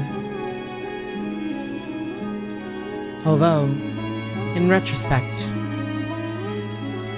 she was everything about myself I deemed unnecessary. So that might explain why it was so hard to watch. Also, I was so sure she was you, which made it all the more frustrating. Why would her being me bother you so much? Because that wasn't you. Oh. Yeah, because that was one of the contentious points of it, wasn't it? That always felt a little venomous to me when she was like, oh yeah, you've always been a girl or whatever, and that's why you were reconstructed as a girl every time or whatever she said that one time or whatever. So this is kind of like her being like, well, yeah, that couldn't have been you. That never was you. Michelle is like the man standing before him. Or before her, I mean.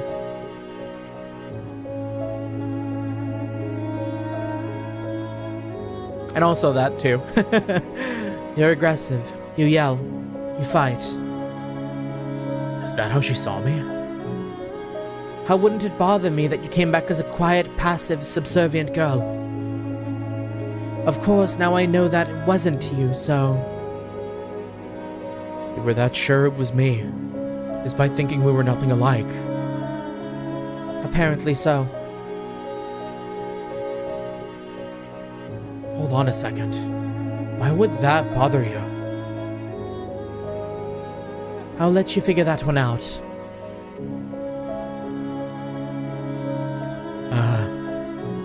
It's not important. So you've got my attention. What do they mean by that?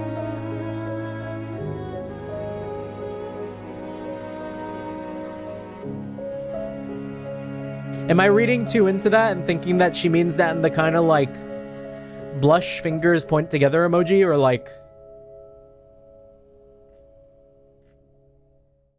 Yeah, secret heroine unlocked. So you've got my attention. What are you planning to do now?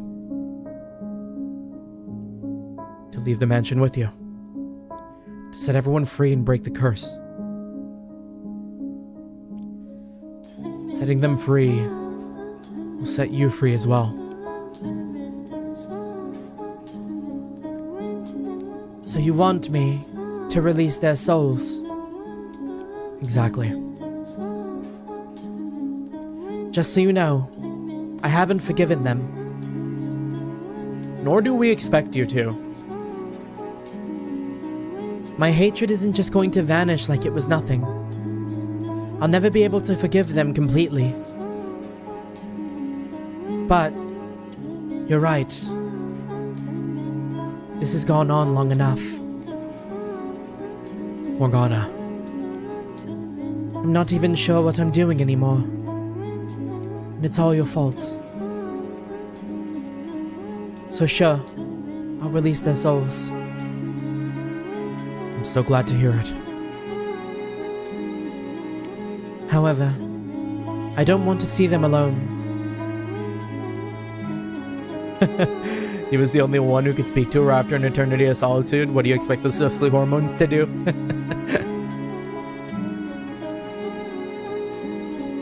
I'm not sure I'll be able to set them free if I have to face them on my own. That won't be a problem. I'll go with you. We'll go see them together. Giving me major, Madoka Magica. Because wasn't that what happened in Rebellion, in a way, towards the end, where, like...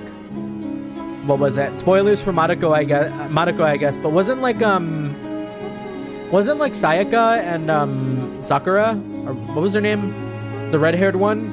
Didn't they become envoys for Madoka to help her release the spirits of like the witches all across the universe before Homura decided to take all of that brunt to herself to like free Madoka from that suffering?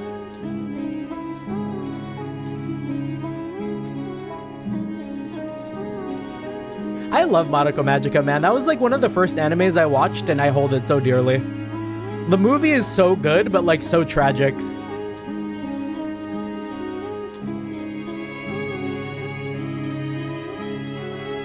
You get to be my guide this time then. Get to take up Giselle's old mantle. That I do.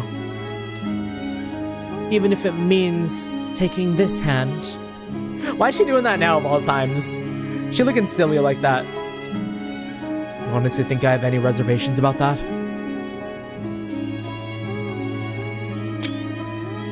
Cute though. Also, hello Eli, good to see you, Good evening. God, I swear. Is that a smile I see on her? You really are the worst.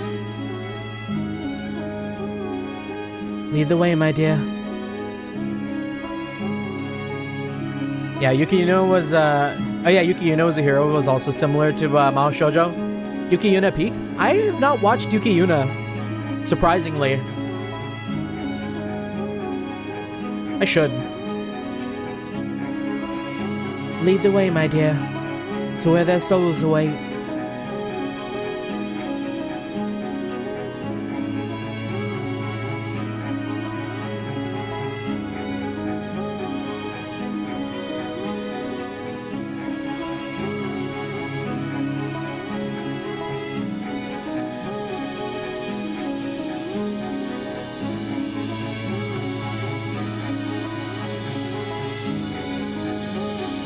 Hand in hand, we traveled the cursed mansion's corridors.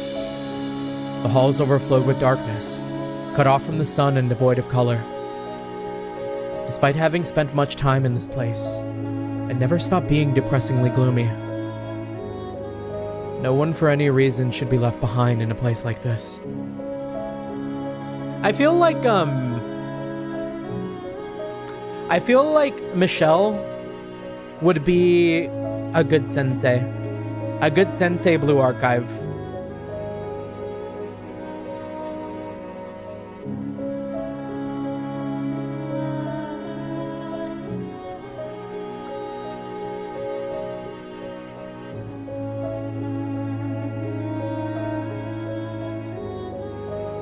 We crossed through that living room, making our way to the back garden door.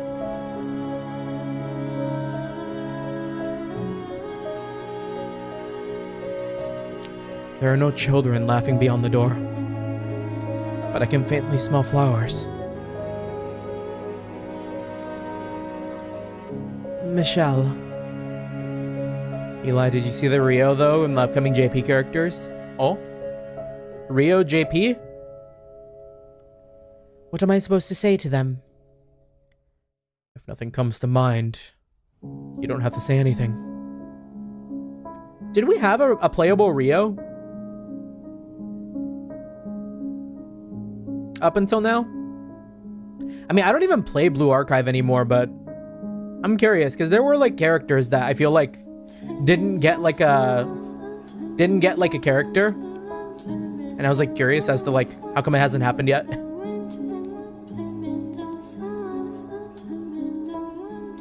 If nothing comes to mind, you don't have to say anything. I get the feeling they'll have something to say to you, though. So if you would, try to hear them out. I'm not looking forward to this. We have Rio now, but this new one is a skin-tight suit. Oh. Like the one from the PV? Because didn't they have that one like was it like PV5, I think, or like 6 or something? Because I remember seeing them in like kind of like those I don't know, not skin suits. Skin suit is weird and reminds me of Revan in Apex Legends. What are they called? Like bodysuits? It'll go fine, I promise. Nothing that happens could possibly make things worse than they already are. The only way to go from here is up. So up we go. Let's go then, I suppose.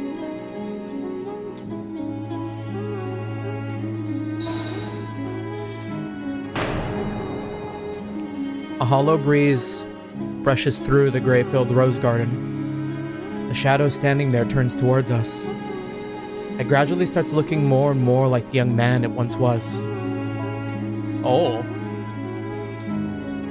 Morgana.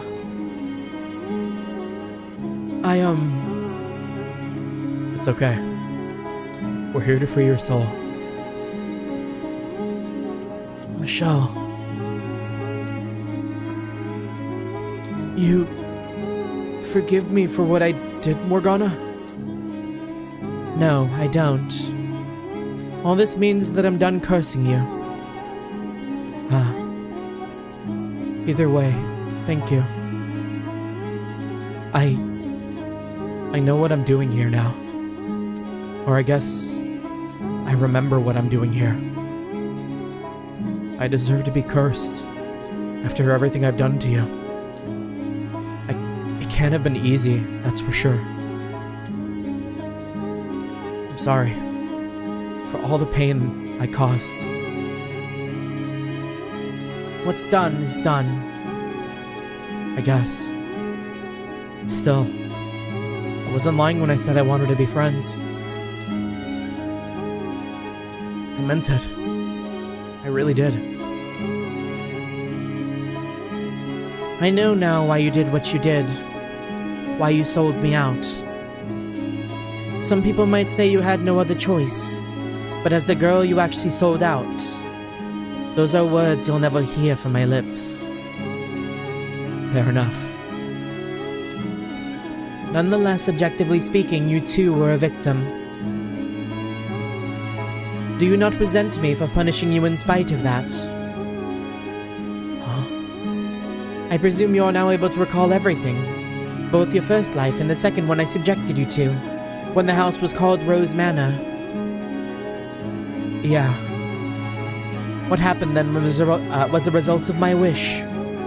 You have every right to despise me. The way I see it, with or without your curse, Nellie still would have had the same feelings for me. It was my fault for being too dense to realize she thought of me as more than a brother. Things would have turned out the way they did regardless. The white-haired girl was the spark that set her off, though. And it was because of me that she ended up at that mansion. My wish was to see your life utterly ruined. And in service of that desire, the white-haired girl was born into that era as your half-sister. So I disagree. My curse did play a significant role in your fate. I mean, he might have just found someone else. That doesn't seem like that big a deal. Regardless, I don't feel like it would be right of me to blame you. Things turned out the way they did because I was weak and ran from the problem instead of facing it. Michelle wouldn't have had to get hurt either, if only I had more of a spine. I guess calling her Michelle is kind of confusing with Michelle here, huh? How should I refer to her then? Girl Michelle, maybe? Creativity is not your strong suit, is it? She wouldn't happen to be around, would she? Also, like, it's... To Jeremy, it's crazy for me to have gone, like, such a big 180 on Mel. Because I actually really, really like Mel as a character. He is such a well-written and, like, good character.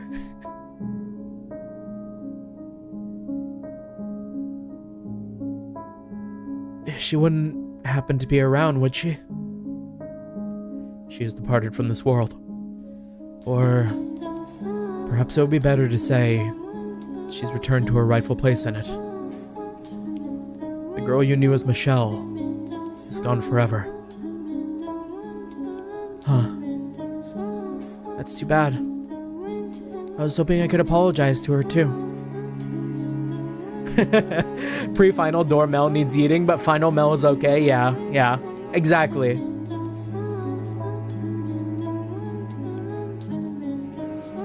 I believe you've made your feelings quite clear. Not that she would hold it against you if you didn't apologize. That's simply her nature. Oh, well, Morgana, I'm so sorry for everything.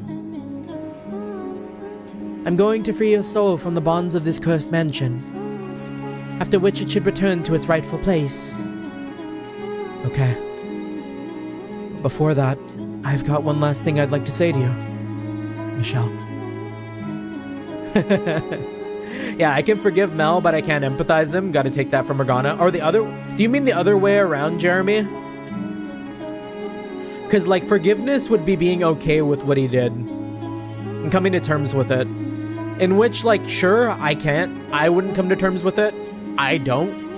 I think he fucked up. He should own up to it. But I can empathize with him. I can understand how he got to where he was. And I mean, I'd be lying if I said, like, I didn't even see, like, a little bit of me inside a lot of these characters, too. You know? Because I do feel like some of my worst traits, personally, do, like... kind of, maybe that's why I was so harsh on Mel too, more so than anyone else, was that, like, I kind of did see a lot of myself in his flaws. So it was a bit like, I don't want to say it was, like, reflective, but like, I don't know, I guess it made me understand him more so than any of the other doors.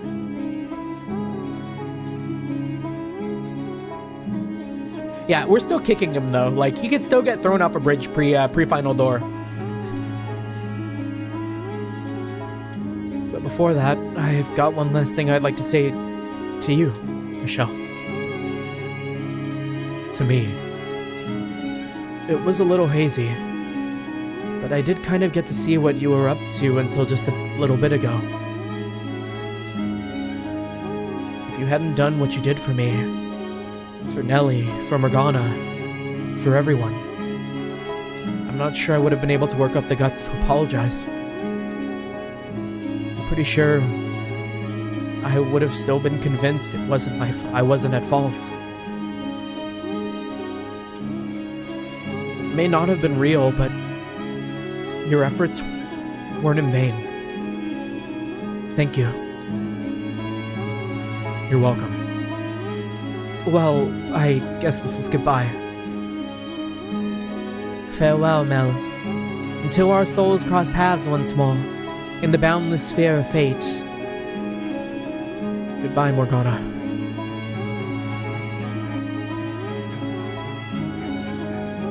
I cannot take that seriously. I'm so sorry, but like, the way they had this motherfucker fade out a second when he said goodbye. Yo, like, they really hit him with the, like...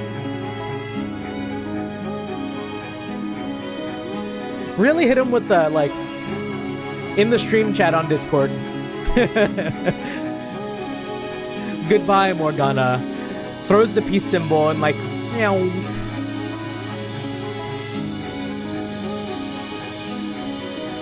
You don't have to tell me that he wasn't a bad person. But bad people aren't the only ones who do bad things. That's true, yes. But having a conscience can be a double-edged sword. The regret's so overwhelming you don't want to believe you could do something so awful. That some outside force must be to blame. So I hope you're willing to accept at least part of his apology. Lead the way, my dear, to where the next soul awaits. If anything, of all the 3 guys that wronged this girl, maybe Bestia is the one I understand the least.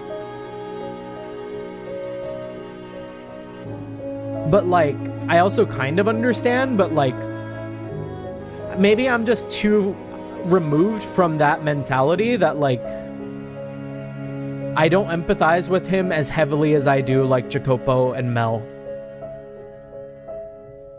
The staircase leading to the cellar is quiet, the air still. No sound of flesh being devoured, no stench of blood. Just darkness reaching ever downward.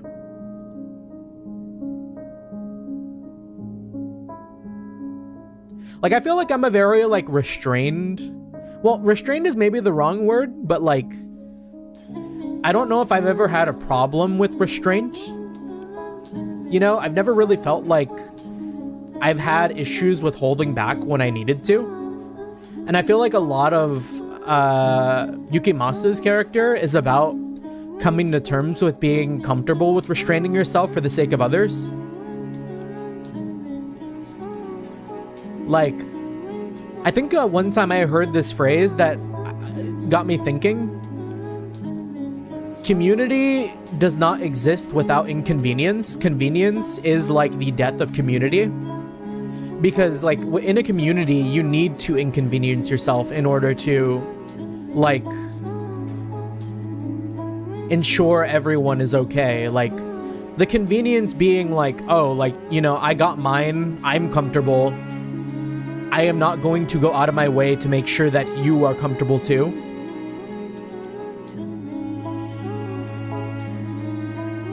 So it's like, I don't know where I'm going with this. But yeah. I'm going to have to ask you to go in first this time. I don't mind, but why? I'd rather not be skewered. It'll be fine, I'm sure. I doubt he'll attack. I can't say I'm anywhere near as confident as you.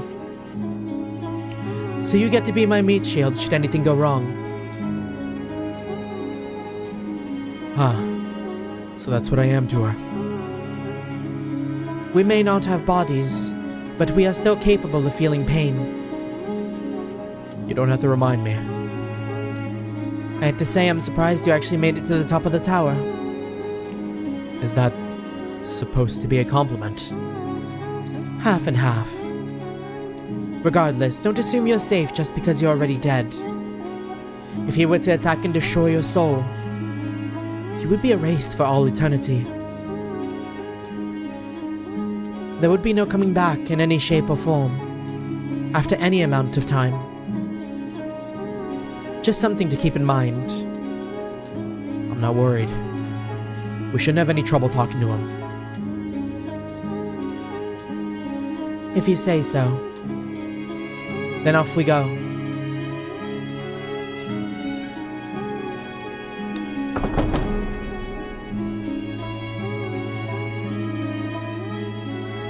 Oh, my buddy Thunder is having a lot of issues with the computer lately.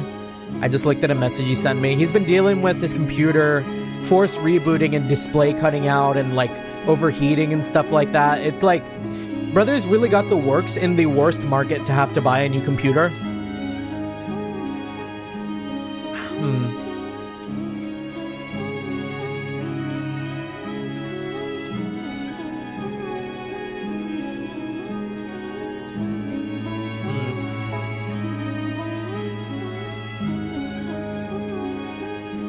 GPU or motherboard?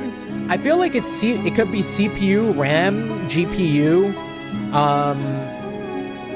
It could be any of those three. It could even be a combination of all three.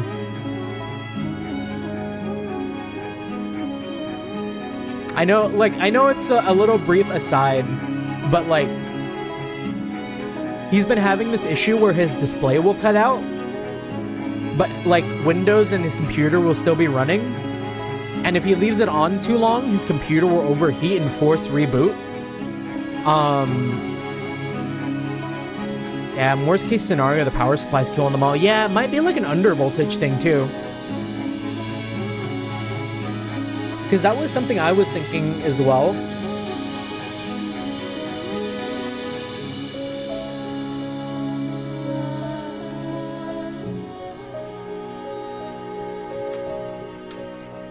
Let me recommend that.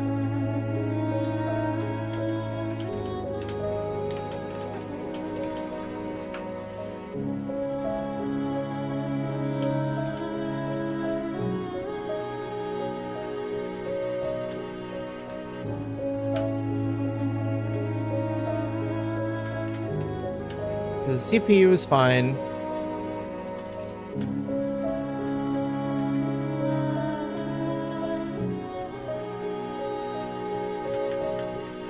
Because if your CPU is fine, GPU is fine, and RAM is fine.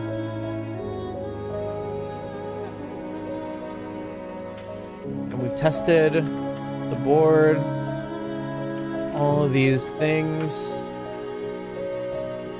That just leaves one culprit.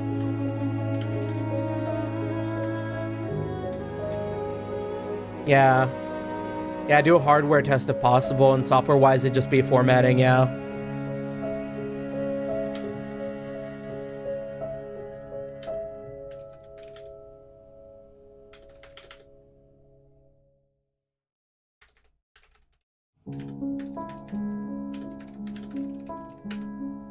Yeah, that just leaves one culprit to test after confirming software with formatting your computer.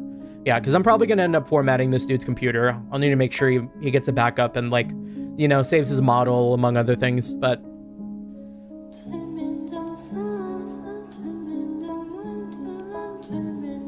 Oh, bro, you can finish stream for...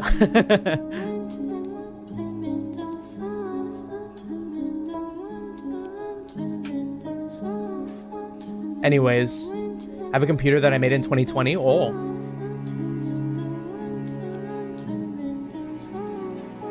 I push open the cellar door. Behind it, a shadow of a man sits on the floor. leaning against a stack of boxes. He slowly rises to his feet upon hearing a center. As he does, the blackness dissolves away, revealing the man.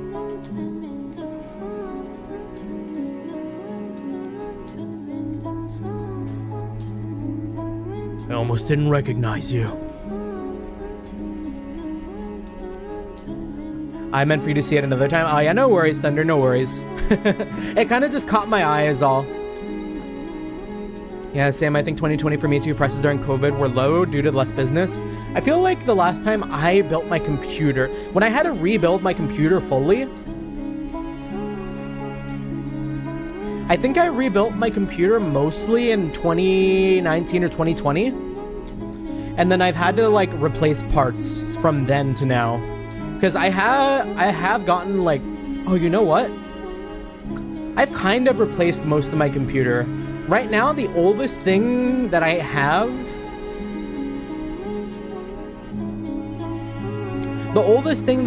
right now is my graphics card. As sad as it is to say, a 3080 is like kind of old at this point.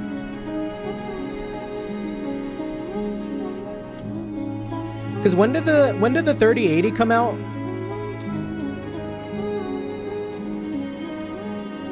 The RTX 3080. Bro, don't remind me.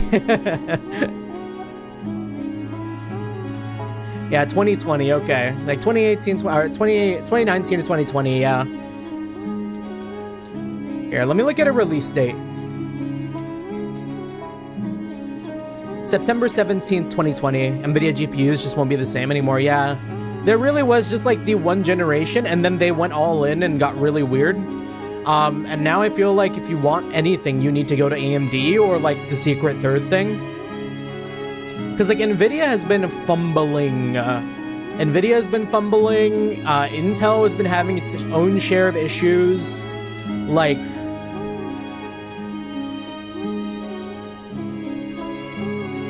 yeah, treasure that 3080, yeah. Even more so, I haven't said it, or I've probably said it a couple times, but I want to like iterate. I have an EVGA 3080. Like, people loved EVGA when they were making stuff. They have really, really good build quality. And I have the last in their line of graphics cards before they stopped making GPUs.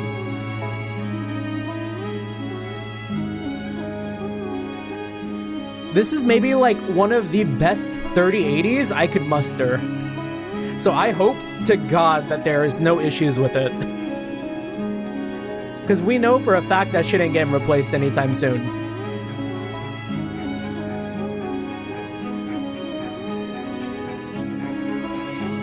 Anyways, Yukimasa, we were talking tech, sorry.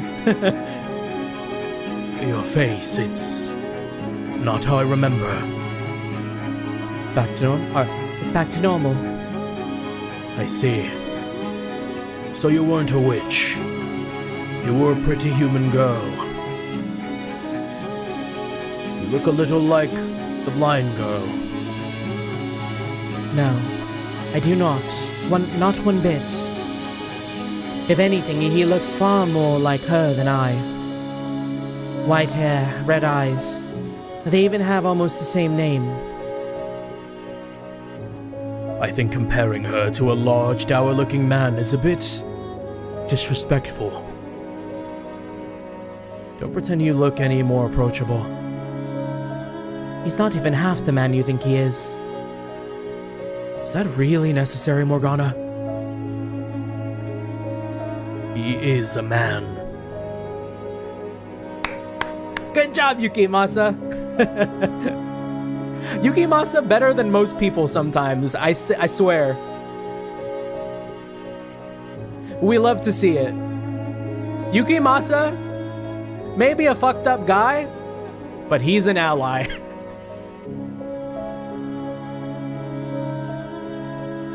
He's indisputably a man. He's indisputably a man. No matter what reason you have to claim otherwise. Actually, can angels be male or female? please cut it out with the angel thing already? So, what brings you two down here? We're here to free your soul. You're forgiving me? Absolutely not. However, I decided there's no point in punishing you any further. I see. You are, in no uncertain terms, one of the most evil men I've ever encountered. I can hardly argue with that. Should you so desire, I can eradicate you. Morgana, what are... Let me finish, Michelle. Instead of letting your soul return, I can erase it. Your existence is a scar on the world. The allure of killing is too strong for you to resist. Even without my curse, you would bring pain and misfortune on others. You're right. And that would probably be for the best. The world would be better off without me. And I know that. I do. But I don't want to disappear. Yeah, it's reminding me of the conversation we had with the white-haired girl there. As you wish. Then I will release your soul. Before I go, allow me to burn this into my soul. You must resist temptation if you are to blend in. So in my next life, I won't be a killer. I suppose it's worth trying. Do your best. I will. Farewell, Yukimasa. Until our souls cross paths once more in the boundless sphere of fate. Farewell, Morgana. We got a second Colombiana. Oh, nice, nice. He's not the only one who derived pleasure from others' pain. Morgana. It's strange, setting them free. I both feel like a weight's been lifted, and like I'm the greatest villain of them all. Perhaps by forgiving them, you can come to forgive yourself. But if I forgive them, what does that make everything I've done up to now?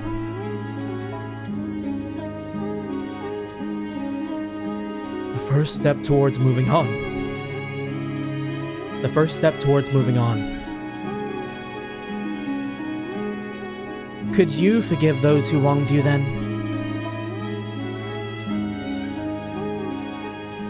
The woman who tormented you. Your brother who made a mockery of you. It isn't a matter of could. I think we're gonna have to. Maybe a part of leaving the mansion is coming to terms and forgiving either yourself or the ones who wronged you, and in turn forgiving yourself for feeling those vengeful thoughts.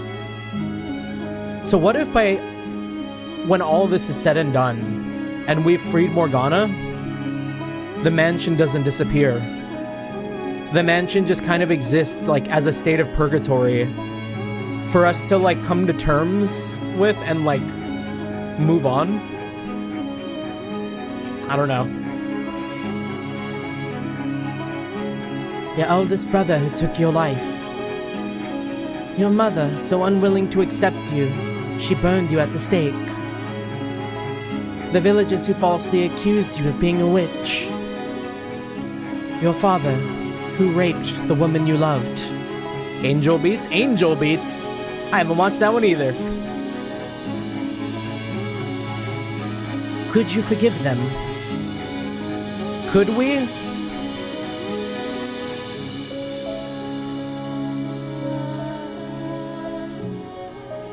I don't know. Because I don't think it's about forgiveness still. It's just about accepting it. Is Fata Morgana just about acceptance? It is a story about acceptance, moving on, and the grayness that accompanies all life.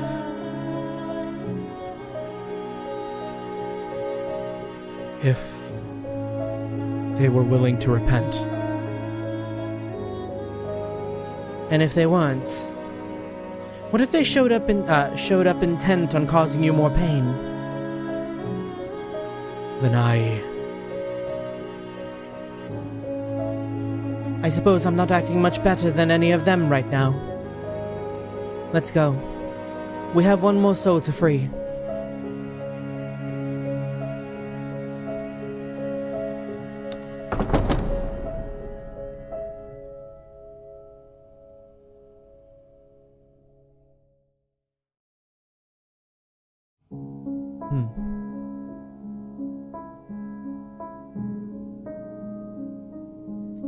There's something I've been meaning to ask you. Is Giselle really there with you? she disappeared. Because I can't sense her at all. That's not good. If she were in the mansion, I would know.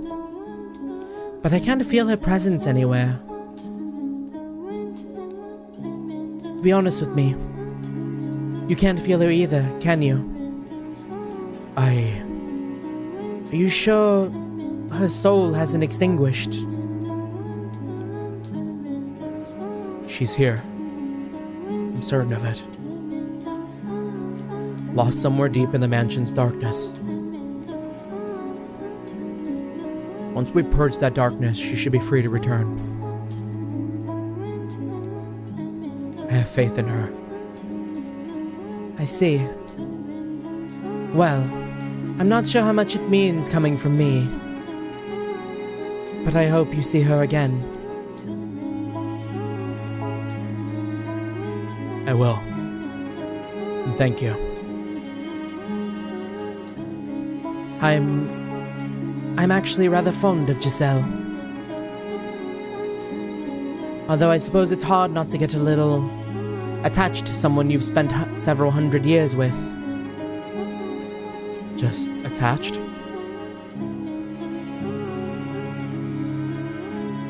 Giselle. She's fairly fond of you herself. I can only hope.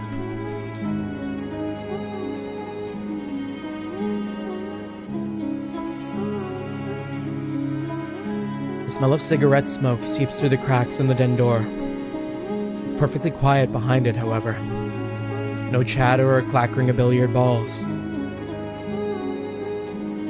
Morgana appears slightly reluctant to step through the door. Or perhaps she's tense. Shall we? Her hand in mine. I push open the door.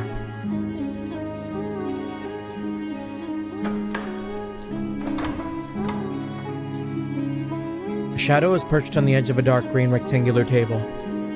He freezes for a moment when he hears us enter. Quickly finding his composure and marching towards us, determination in his step. The shadows dissolve, revealing the man. Morgana. It feels weird to go to his, the voice that I gave him after all these other voices. He feels like the most, mischaracterized voice in my head, but we've committed far too long for it not to be like something else. The face. It's healed. It did. It's been a long time coming. Would you look at that? Not a letdown. Was it him that healed you? Yes, it was him. Well, I'll be. I was always hoping I'd be the one to have the honor. You lost that qualification when you... Yeah, I know. I'm the one who made you into the witch. The one who killed you. I don't expect or deserve your forgiveness. I'd still like a chance to make amends in any way you wish, even if it means being cursed for all eternity. I'm here to release your soul. Once that's done, that's it from me. No curses, no forgiveness, nothing.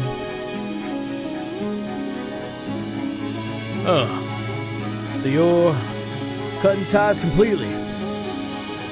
Damn. Truthfully, I had no idea how you felt about me.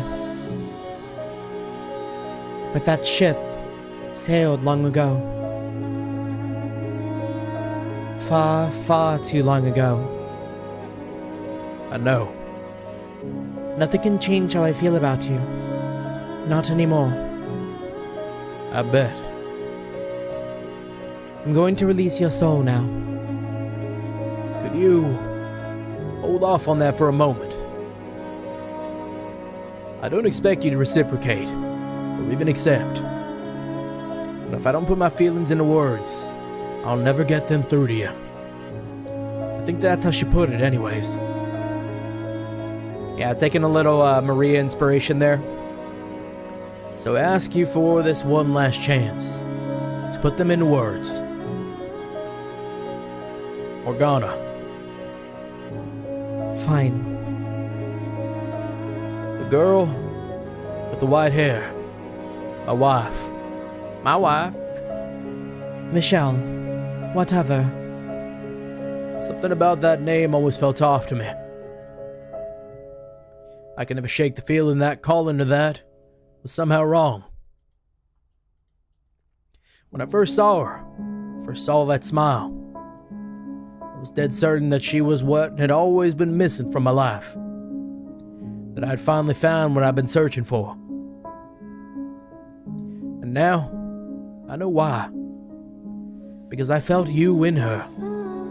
The memories of you ingrained on my soul. You should know better than anyone that we're nothing alike. That girl wouldn't say anything remotely impolite even if you held a knife to her throat. You're right. You're nothing alike. But you've both got this aura about you that drew me in. Your soul's aura. I loved you dearly, Morgana.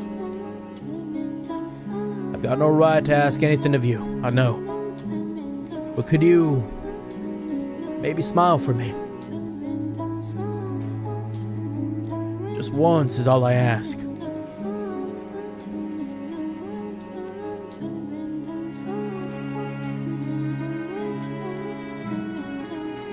I can't do it. Yeah, I was gonna say, like, that's maybe like a bridge too far.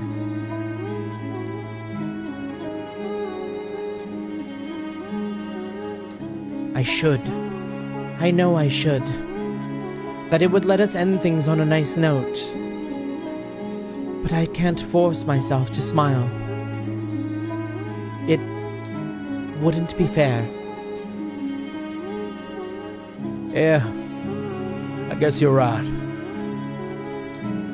Sorry for putting you in that position. I've said my piece. I'm ready now. Okay. Very well then. Farewell, Jacopo. Until our souls cross paths once more in that boundless sphere of fate. Goodbye, Morgana.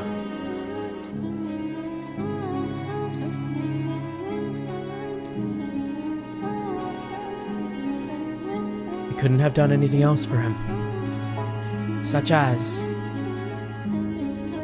I won't deny that my feelings about him are complicated. But the things he did to me, they eclipse all that. Merely learning the truth, hearing how he felt, is nowhere near enough to erase that. Couldn't you at least put a little hope in your next lives? That maybe you two could try again? No. No, I can't. I don't want to encounter him again. Ever. And if nothing else, could you try not to forget that he did save you once? I suppose. Though my salvation, Michelle, was not ultimately at his hands. I was watching to the very end. It may all have been an illusion, constructed from the memories of everyone's souls. But that didn't make your actions any less real. The things you said to me, your earnest desperation. Learning the truth is only partly why I decided to release their souls. The biggest reason, however, was seeing how far you went for me.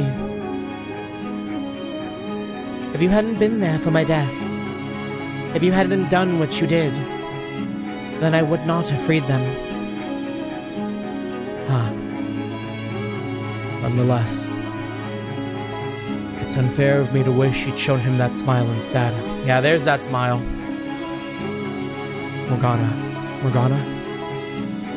Well, that's the last of them. Shall we be off now?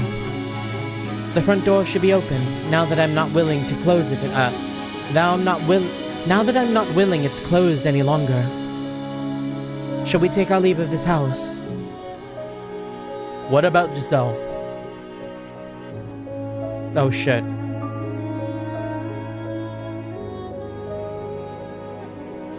There's one more stop to make.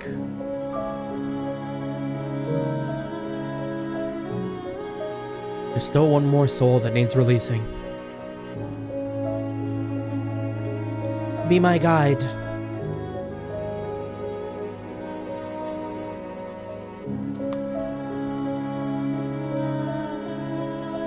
Oh, is it the painting? Still holding Morgana's hand, I make way to the wall, where the landscape painting hangs. Didn't we find out this was like Michelle's brothers or something? You told me to come back if I ever figured out your name. George S. Yeah.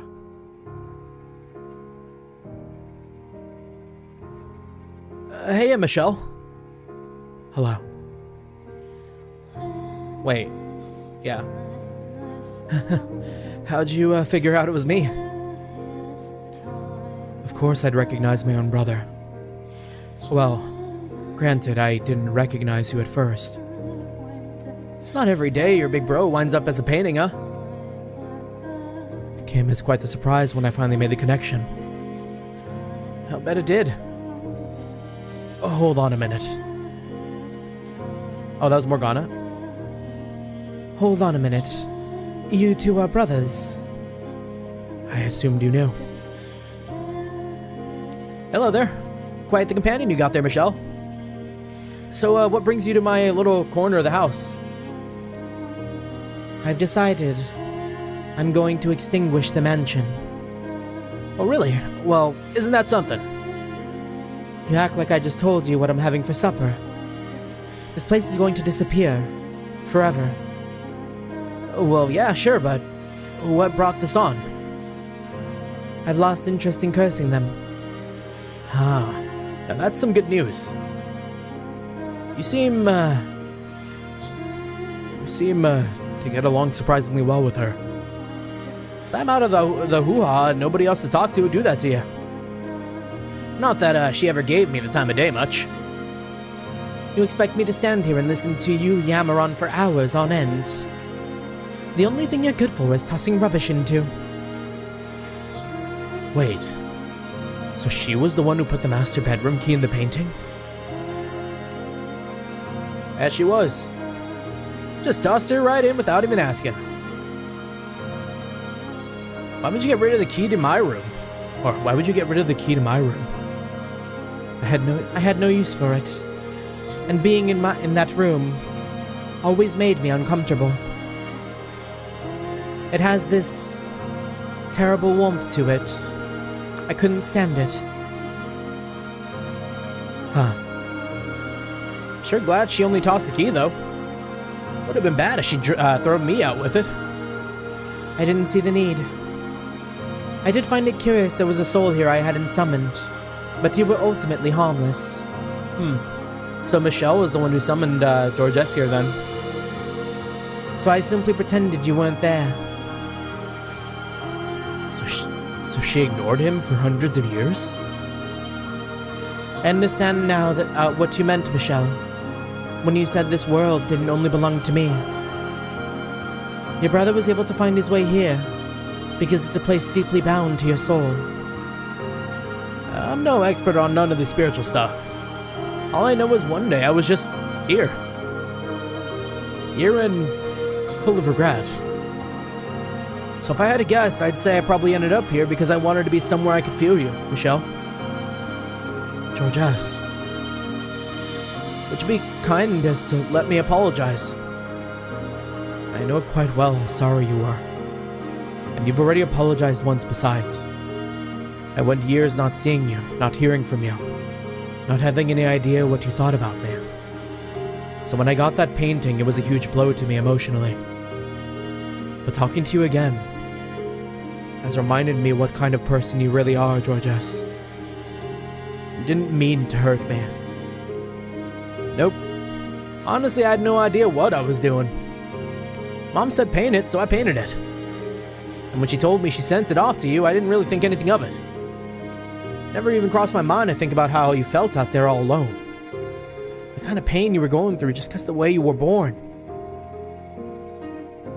When you're not the one on the receiving end, it's easy to be completely blind to your own actions. It never even occurred to me that we'd essentially exiled you, Michelle. Not until it was all over. Really, all I can say is sorry you got stuck with such a dope for a brother. All I had to do was think about it for 2 seconds and I would have realized what we were doing. And you know, at the time I thought, what's the matter if you're a guy or a girl? You're still you. But I was wrong. It's not that simple. I can only imagine someone coming up to me one day and saying, nah, you're actually a girl. And everyone I care about suddenly not wanting anything to do with me. What a drag that'd be. I'm really sorry, bro. It's okay, George S. I forgive you. Thanks. I wanted so badly to see you and Didier again, George S. And while I didn't get a chance in life, I'm so glad to have the opportunity to talk to you now. To hear the things you never got to say. It pains me to see you reduced to this form. What about Didier, though? But knowing that it's a result of overwhelming regret, that you were just that desperate to find me again, it warms my heart. Did Didier not have regret like George S. did?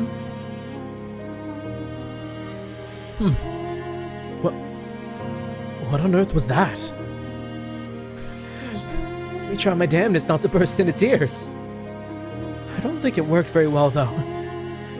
Does the canvas look wet? Did you feel it for me? I think I'll pass. Not feeling up for any brotherly love? Honestly, I'm relieved to see you're still the same George S. I always knew. Changing ain't really my thing after all. I suppose it isn't. This doesn't sit right with me. What? Why not? You're letting him off the hook far too easily, Michelle. I know very well just how much pain that painting caused you. It might as well have been what resurrected me. Or it might as well have been what resurrected me.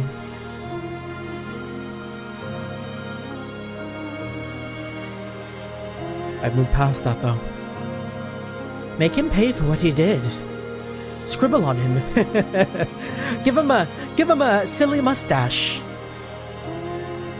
I'm behind on stream apparently. Oh yeah, that moment where you said you lagged, right? Do what? Scrawl your anger over all that ridiculous painting. But I'm not angry. Well, that's a damn fine idea if I ever heard one. You most definitely need to make me pay, Michelle. George S? Go on, hit me with everything you got. Scribble away. Even if I wanted to, I've got nothing to draw with. Just use your finger. I'll trace it out for you. Come on, what are you waiting for? He really wants me to draw on him, doesn't he? He more than deserves it, Michelle. Bring it on, Michelle. This conversation got bizarre fast. Okay.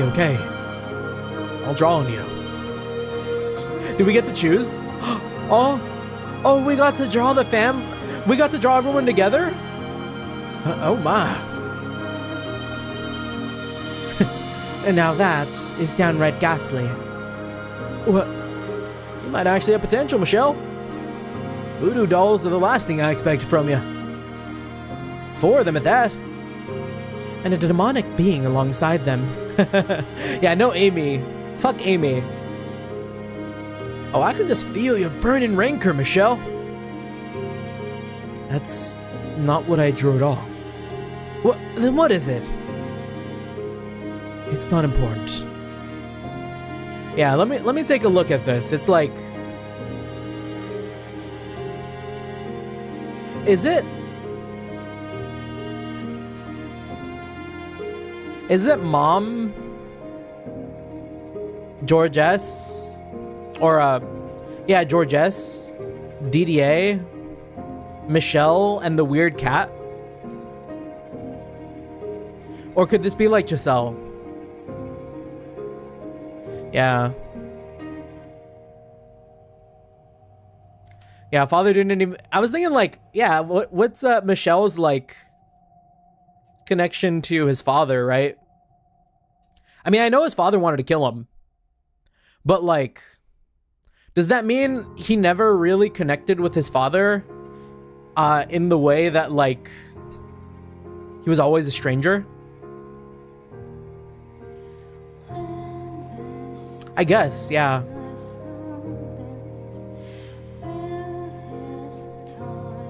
Now that that's finished, I think it's time we all took our leave.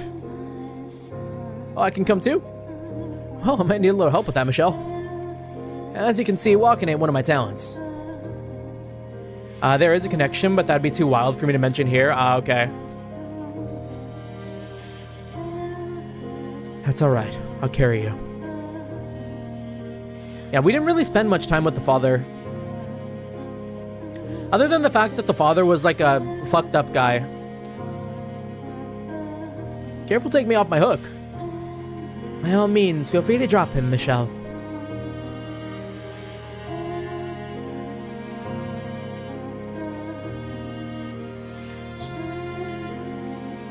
I must say, that is a rather amusing sight. It's definitely not every day you get to see a full-grown man turn painting being hauled down a spooky hall by his little bro. Georges. It does make me wonder, though. Are you two really brothers?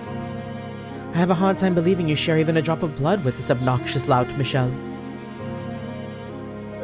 We are brothers, right, Georges?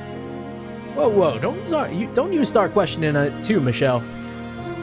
We are absolutely, positively, 100% brothers.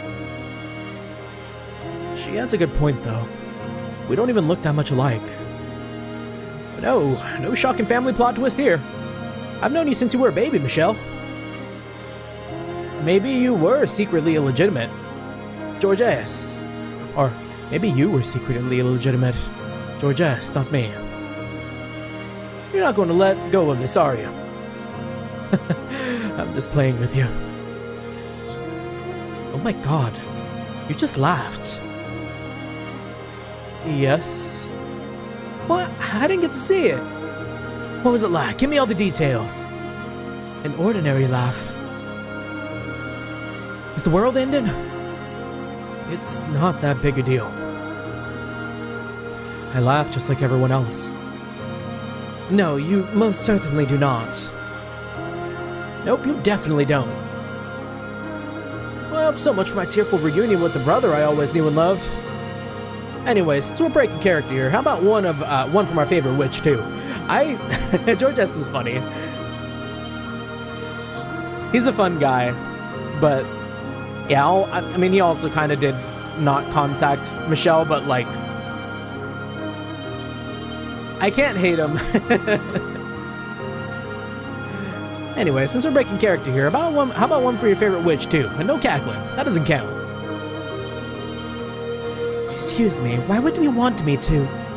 Because every time I see you smile, it's never been about anything good. Plus, now that you got your face back, you're actually quite the looker. Go on, give me a big old grin. Not happening. Come on. Okay, fine. If you don't want to do it for me, pretend it's for Michelle. But what do I have to do with anything? You can do it for old Michelle, can't you? Show him those pearly whites, girly. She's thinking about it. Oh, if you insist, I suppose I can smile for Michelle, but only him. Excuse me, was that supposed to be my voice? Because I do not sound anything like that. Look at you, all puffing your cheeks out red in the face. Georges, try not to tease her too much. Ugh, I don't know how anyone can stand you. It's like every word that comes out of your mouth exists solely to ruin the mood. You know, maybe it wouldn't hurt to lighten up a bit. This is the end of a long journey. But that doesn't mean we have to make it a somber and uptight affair. I am genuinely not sure how I feel about you. You're the most somberly uptight man I know, telling me to lighten up. She's got a point. But I'm not that bad, am I? Anyways, shall we be off now? We shall. The witch and her band of merry men depart. I'm not sure if one person and a talking painting constitutes a band. Giselle, I know we'll find each other again. I have faith we will. We'll cast away this mansion's darkness, and then I'll await your return, no matter how long it takes. Yes, I think it's time we took our leave. So just like fuck Didier, I guess. Fuck Didier, he's not getting redemption, and then like Giselle was like MIA. Having finished what we set out to do and retrieve Georges as well, we make our way to the mansion's entrance hall. The large door stands there firmly shut, holding in the darkness as it has for countless generations. But that time is almost at an end. The door ready to be opened, to end the cycle and begin anew. Being a pain for all these years, I never realized just how big this place was. All I ever got to see was a hallway and maybe a couple of doors. I mean, talk about dull, you know? Feels like I'm on an adventure exploring a whole new world. A very, very dark world. Georges the kind of guy to be like in your ear as like the radio guy when you're playing like a AAA game. You know what I mean?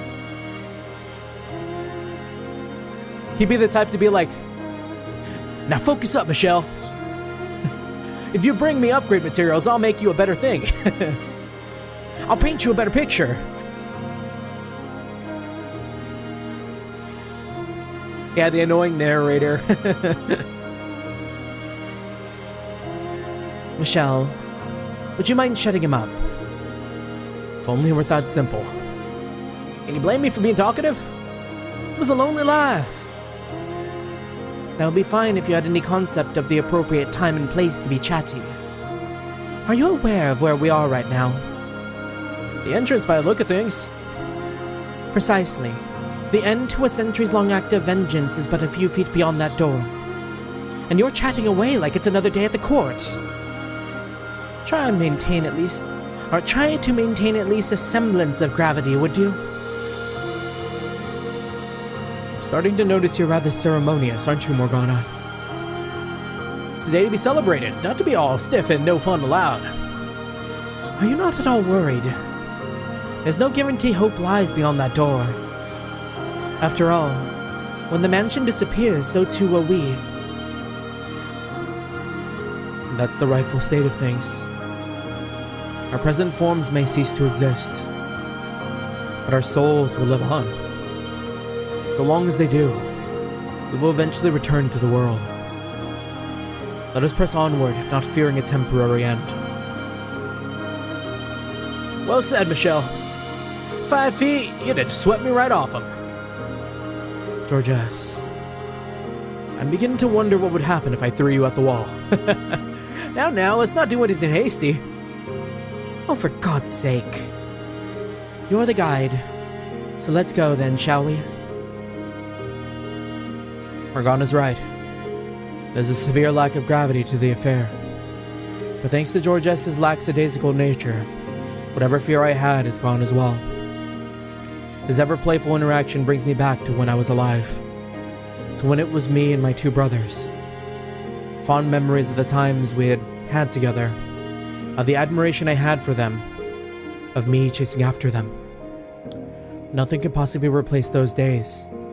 And I'm glad I had a chance to reflect on them, if briefly, before the end. Okay, but I feel like we're not addressing the elephant in the room. Because, like... Didier, though.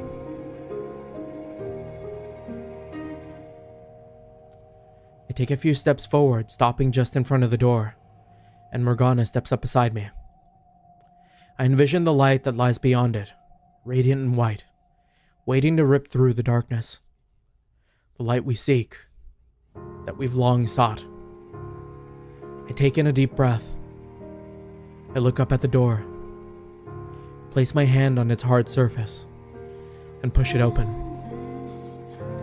welcoming the future it holds.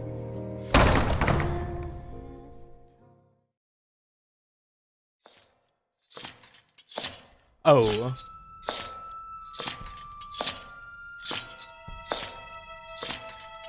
Oh. Archeolus suddenly opens the door and steps into a Souls boss fight is crazy. Isn't this what... Is that gonna be Didier? Burn the witch. Crucify the impure. We take one step back, then another. What we find outside is not a blinding realm of light, but churning blackness and the stench of blood and rust.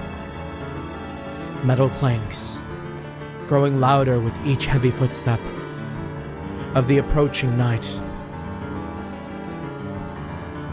God damn! Death to the unholy.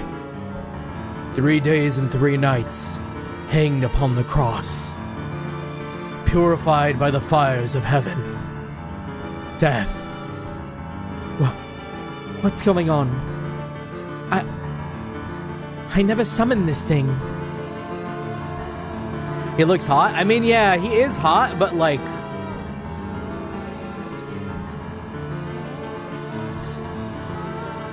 Is he here to kill Morgana?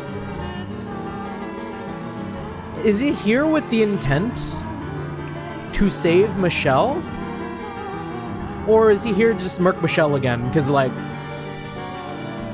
I could totally see, like, Didier finding repentance and, like, facing his regrets with action. But this ain't it. I never summoned this thing. Screenshot it and post it on the Discord to make a good background. We will. But, like, it's kind of like a... It's grim. Even though we're no longer holding hands, I can feel Morgana trembling. She's no longer the witch, the once absolute ruler of this domain, but a frightened young girl. Placing my arm around her shoulders and pulling her in, I stare half dumbfounded at the night. It is our holy duty, as knights of the church, to deliver punishment unto the heathen who made a pact with the devil. The night draws nearer and nearer, its movement sluggish but constant. Didier. Wait, for real? Crucify the witch. Cast judgment upon the demon. The word witch coming from the delirious, vengeful phantom's mouth proves far more distressful to Morgana than me. Oh, whoa, hold on. What's D doing here? Please come to your senses, Didier. I know it's you. Judgment. Crucifixion. Executioner.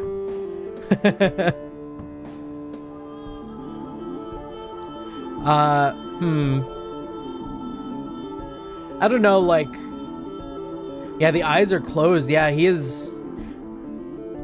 he is racked with regret. I don't know, what's like a... I don't know, like Didier, the mournful, or like the... You missed a lot. Welcome in, Flash, good to see you. Not mournful, but like... What's another word for regret? What's a cool sounding word for regret?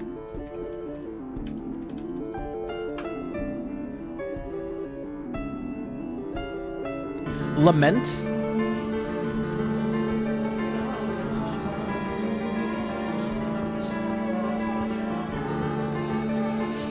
You could totally do like a 2-stage boss fight with Didier, where he does just show up as Knight, like Knight of the Church or something. And then when he hits that second phase, he becomes like, I don't know, Didier the Lamentful.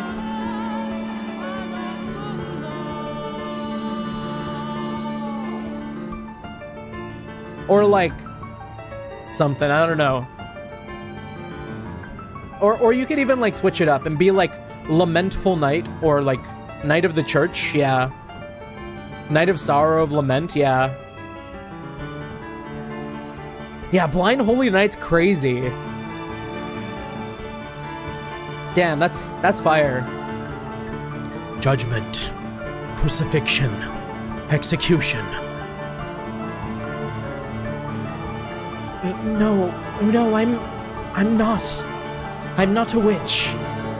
The knight is partially occluded by the dark, writhing miasma enveloping him, but he bears the same muscular build as the Didier I knew in life. And he's unwaveringly determined to see us executed. Didier, this is not how I hoped our reunion would go, Didier. Why? After so very long, is this how the three of us find each other again? Images flashed through my mind. The day I left the Bollinger estate, when Didier promised me that we would one day meet again. Yo, we still got that sword. Them each giving me a hug before I climbed into the carriage. First Didier, then Georges. Is this my fault?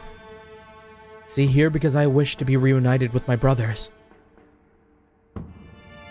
Is this the way fate chose to grant that wish?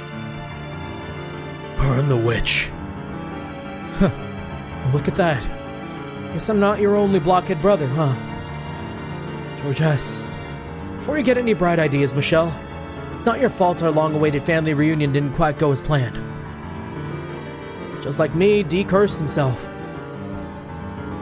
Only it seems his was a whole lot more powerful. God, I really didn't pay a lick of attention to either you, did I? The unclean witch must be purified from this world. It is my duty. Hey D, you in there?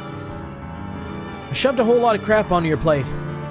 Keeping up the family name, taking care of Mom, just about everything I could leave to you I did. I must uphold the honor of the family name. And then when it was all over, I blamed you for killing our little brother. I was convinced that you could do anything, that you were stronger than anyone. Crucify the witch. I'm sorry, D. Burn the witch.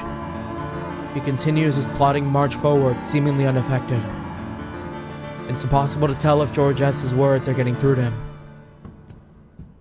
Stop, Didier, please. And my words don't seem to be either. Didier! He's closing in on us and we're running out of space to retreat. Alright, D. If that's how it's gotta be. But just this once, okay? The knight takes another heavy, merciless step towards us. The exit's right there, but we're backed up against the wall. The end was almost within our grasp. Why does it sound like Georges is gonna like sacrifice himself? Yet it seems so hopelessly far away now. Please, Didier, don't do this. I know you don't actually want to hurt anyone. Didier! The knight raises his sword, thrusting it forward with a sharp whoosh. Death!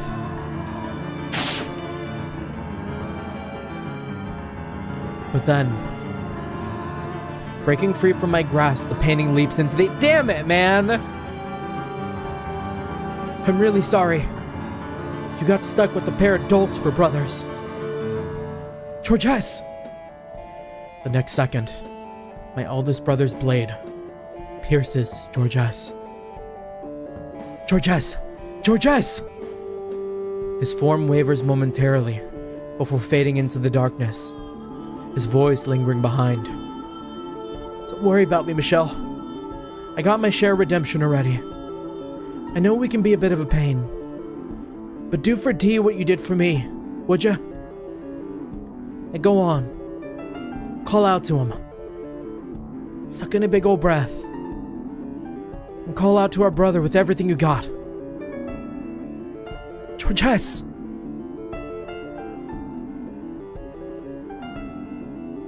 It is my duty to punish the impure. To uphold the Bollinger name. Didier. Despite having already stabbed Georges, the knight continues his march. Blade pointed straight at me. I clench my teeth and glare at my eldest brother. Running is out of the question. This doesn't have to go on any longer. It is my duty, as the eldest son. You deserve to be freed from your bonds as well. Be gone from this world! Didier! I shout his name with every ounce of air in my lungs. His eyes grow wide, and his blade swerves off course. Are we gonna parry him? Missing my heart.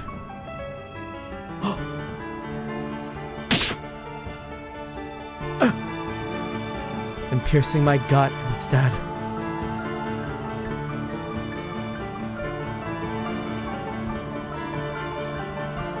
Didier, it's okay. You can let go now. It's not your responsibility anymore.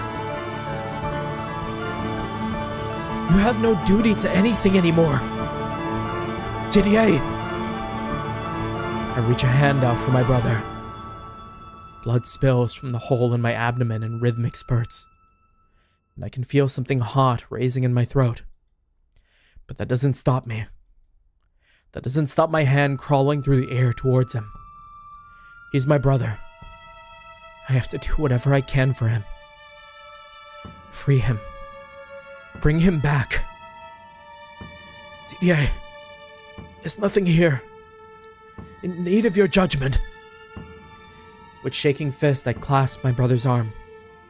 I squeeze, holding on with whatever vigor remains, and give another shout. Look me in the eye, Didier. Please. Hear my voice. Hear your brother's voice. I can't stand to lose anyone else. If you don't come to your senses, then Georges' sacrifice will have been in vain. It's time for you to break free. For all three of us to be free of the curses we placed on ourselves. Didier, please. I hear a sound that's somewhere between a grunt and a gasp. My vision's gone blurry, so I blink hard several times, clearing my eyes to get a better look at him. Are we gonna get him to open his eyes? Didier. I see his face, twisted in anguish. Michelle.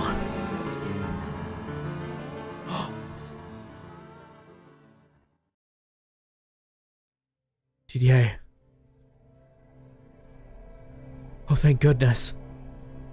You heard my voice. Did I Did I do this to you, Michelle? It's nothing. I've made the same terrible mistake once more. Didier, I caused you harm. Attempted to take your life. it's all right, Didier. Michelle, Release yourself from the chains that bind you. but those aren't my duties anymore. Oh wait, that was Michelle, shit. Those aren't your duties anymore. You don't have to protect the family name or uphold the order standard. You can do as you wish. Punish me for my wrongdoing. Please, Michelle. Punish me. Didier, Cast judgment upon me. it's all in the past. Judgment's not necessary for anyone. That doesn't change what I did. I killed you. I hanged you from the cross. I must be made to pay for my sins. Punish me, Michelle. I implore you. Didier, I think I now know why you never removed your helmet that day. Why you remained silent for the whole ordeal. Michelle, You were crying. You were crying, weren't you? Weeping. For me. Your tears are atonement enough for me. Michelle, You bore a great deal of responsibility in life. As the Bolunger's firstborn, you were obligated to protect the family's honor. As a knight of the church, you were tasked with the duty of my execution. You had no choice. I sincerely believe there was nothing else you could have done. I bear no grudge against you. No resentment for the decision you were forced to make. And I certainly don't curse you. Let's just forget it all. It's long over and done.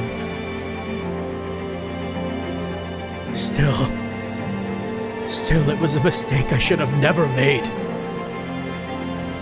I took the life of the purest soul I know. There is no honor in that. Didier, I put protecting the family name above protecting my actual family. You trusted me. You believed in me to the very end, and I killed you. I knew what I was doing. I knew you weren't cursed. I knew you weren't a witch. I knew you weren't a demon child. You were never unclean. You were my brother. Your family. And I robbed you of your life. There's not one in this world more unfit to be a knight than me. you don't have to be a knight anymore. You don't have to be the Bolunger's firstborn son. Deciding not to wear those labels won't make you any less than the brother I always loved.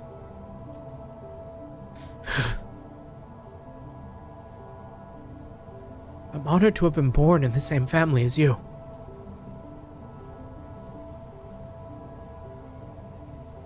Michelle, There's something I never had the chance to tell you, Didier. All my life I looked up to you, admired you. And I still do, even now. If there's a next life awaiting us, I hope we can be brothers again, Didier. Would you mind if I wished for that? No. No, of course not. Please do. And I hope you'll allow me to wish for the same. I love you, Michelle. My dear little brother.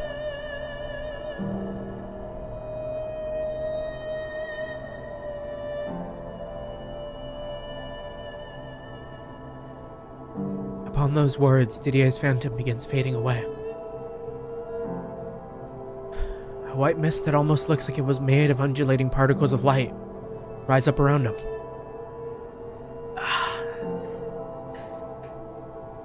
I knew I was gonna cry at least one time tonight.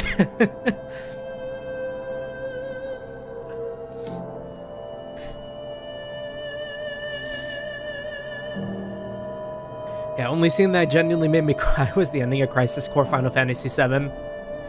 Quite a few games made me cry, Xenoblade is one of them. I won't say which for spoilers.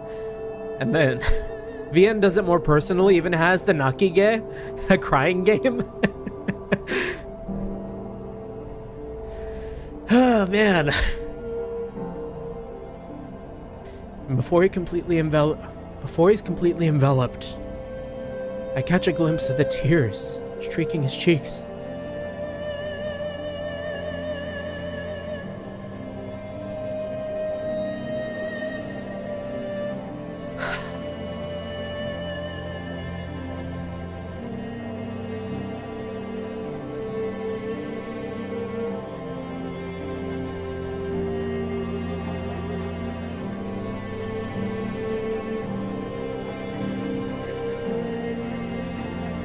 Holy fuck, man.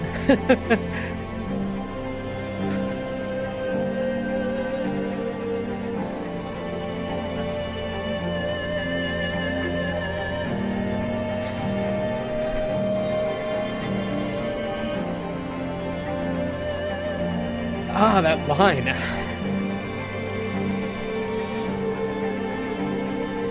That line hit like a fucking truck.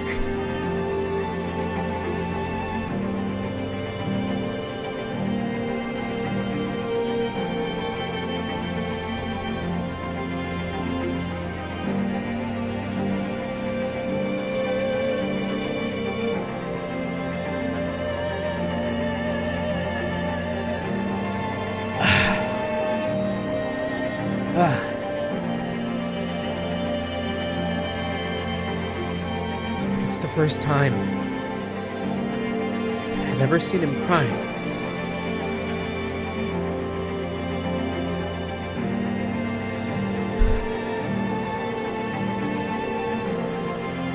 I attempt to give him a smile in return. But if I were to guess, I'd say it probably looks rather forced. The fact that I'm fighting back tears at the same time certainly isn't doing anything to make it convincing. Yo, he's stronger than me, man. I'm crying my eyes out. Hold up.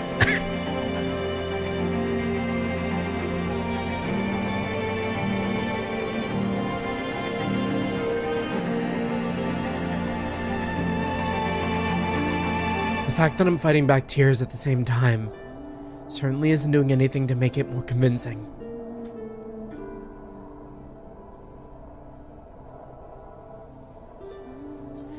Before he's completely faded away, I wrap my arms around my brother's shoulders, much like he did for me on the day of my exile. Not as an eternal farewell, but as a promise that we'll meet again.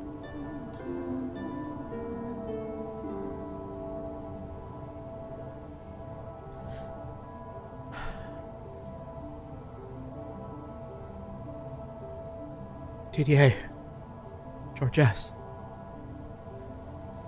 right now in this moment, I have no regrets about being born a Bollinger. All I have is great pride. So I pray that one day, be it 10 or 1,000 years from now, the three of us can be reunited.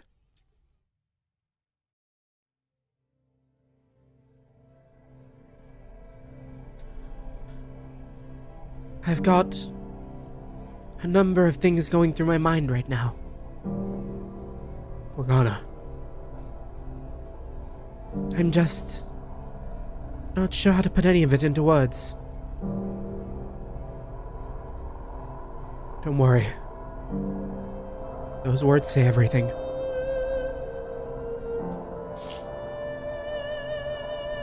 You can cry if you want. I won't mock you. I promise. No. I won't cry. I'll save my tears for our reunion. How? That painting. It didn't have to get itself destroyed. It'll be fine, I'm sure. I have faith. And as you know quite well, wishes do come true.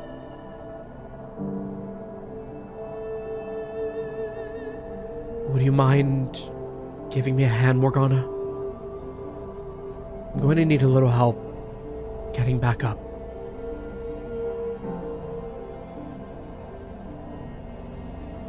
After a moment's pause, she hesitantly extends her fleshless hand. I clasp the bones and with her aid, pull myself up to my feet, blood spurting from my gut as I do. There's not much in the way of pain, strangely, only creeping exhaustion. I feel like my legs will give out if I so much as give them the chance. Leaning on Morgana, we make our way back to the entrance.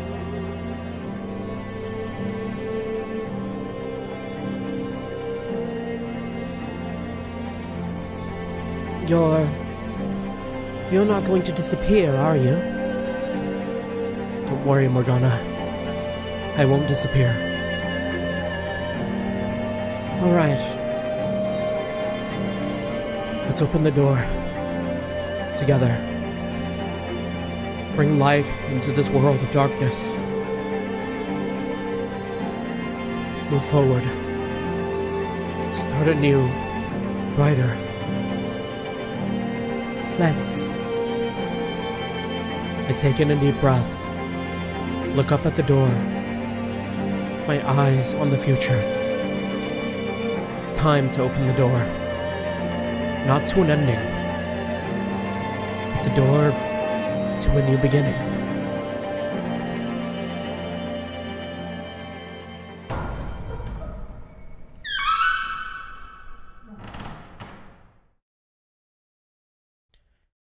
The world that awaits us.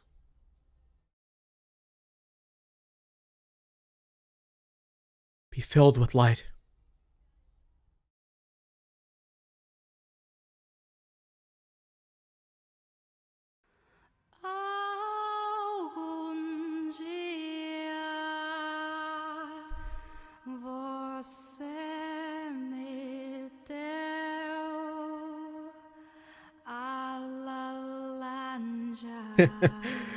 Billions must live.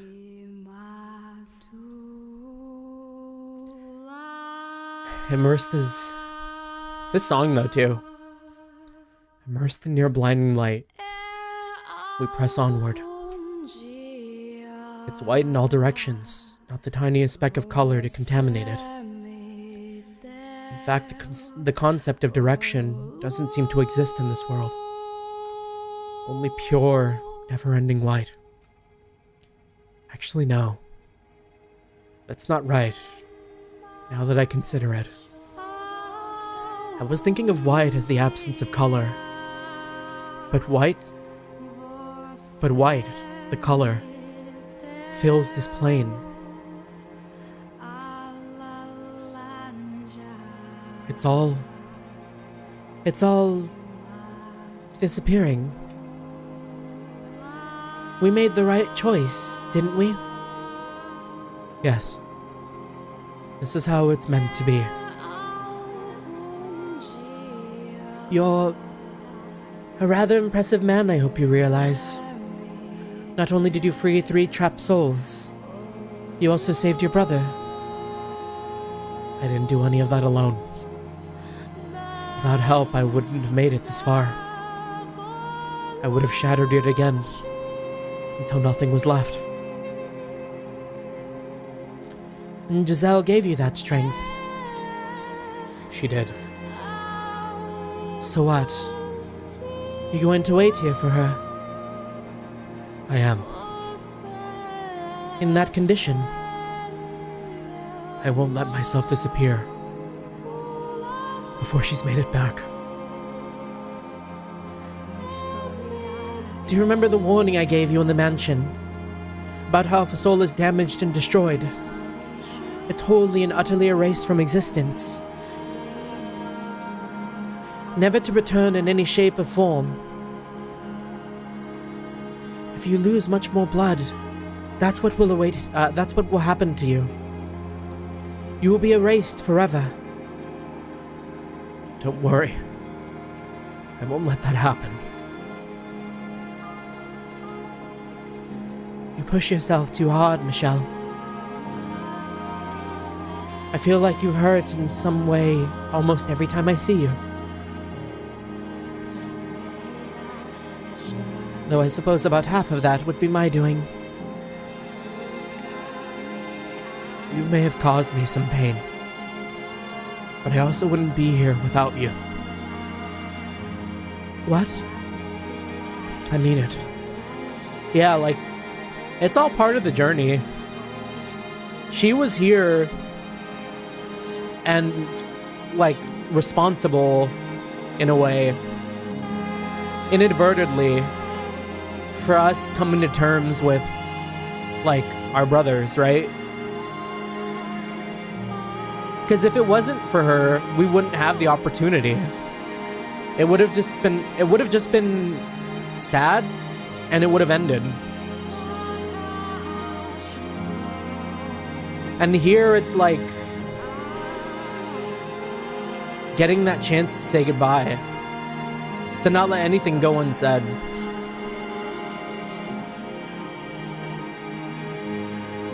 I mean it. If you say so.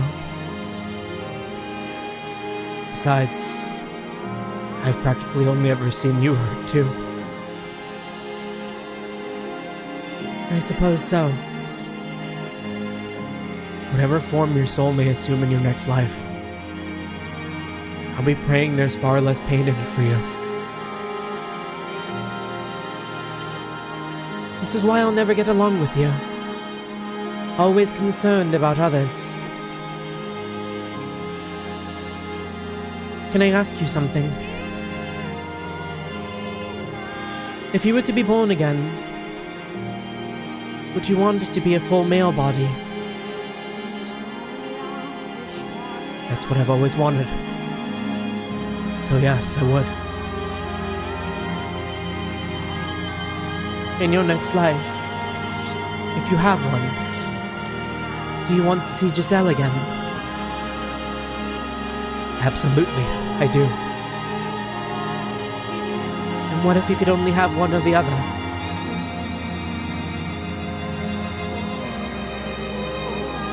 Which would you choose? Do you even need to ask?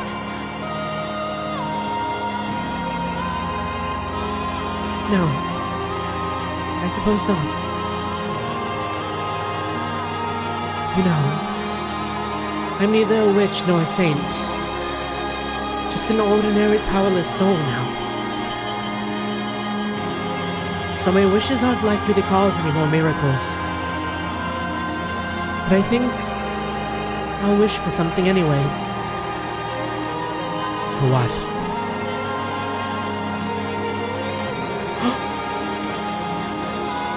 The full smile.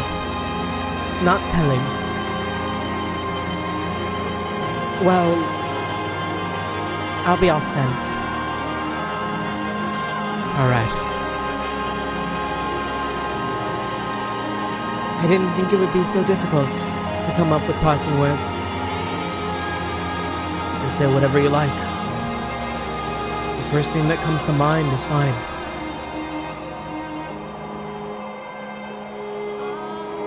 Okay. Then I'll say to you the same thing I said to them. Farewell, Michelle. Until our souls cross paths. Until our souls cross paths once more. In the boundless sphere of fate. Farewell indeed. If, however, if by some infinitesimally small chance we do happen to meet again,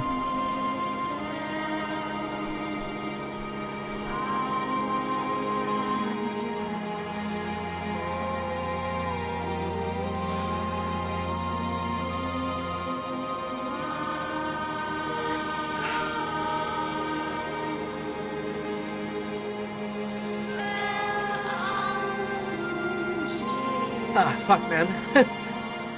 This game ain't holding back.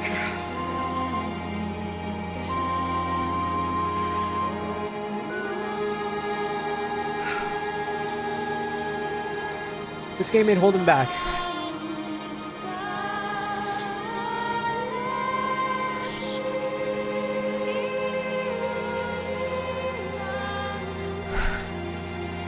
The combination of the music there and her saying that was like...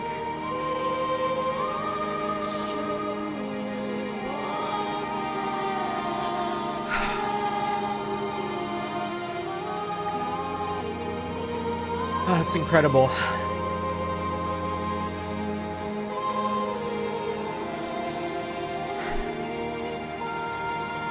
would you be my friend?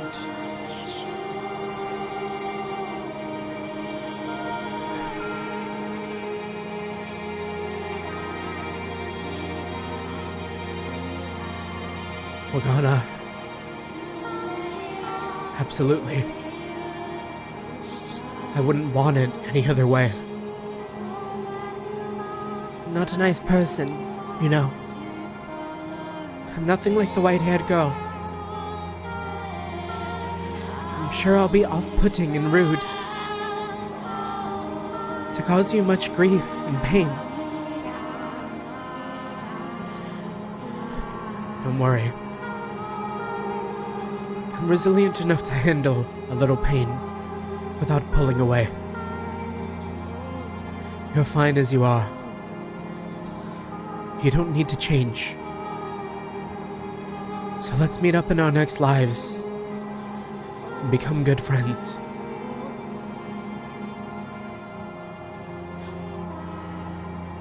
Not good friends, and not acquaintances either. Just plain friends. Understood? Understood.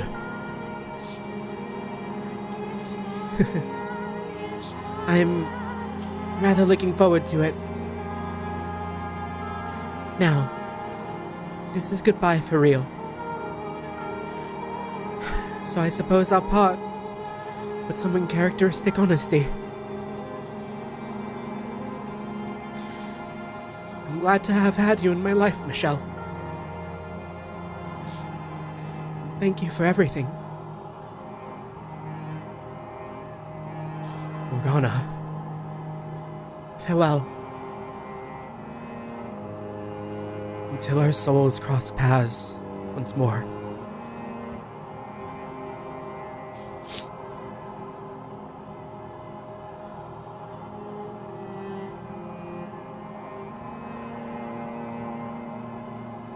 It's so quiet. So unbelievably desolate. Giselle, you endured centuries waiting for me to return. I'll wait right here for as long as I must.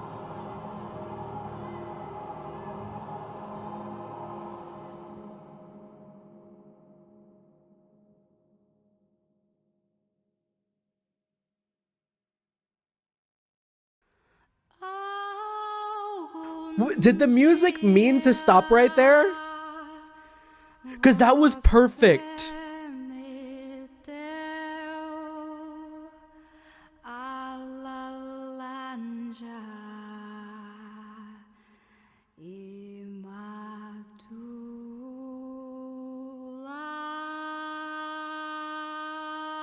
I can feel the mansion, that gathering place for the departed, fading away.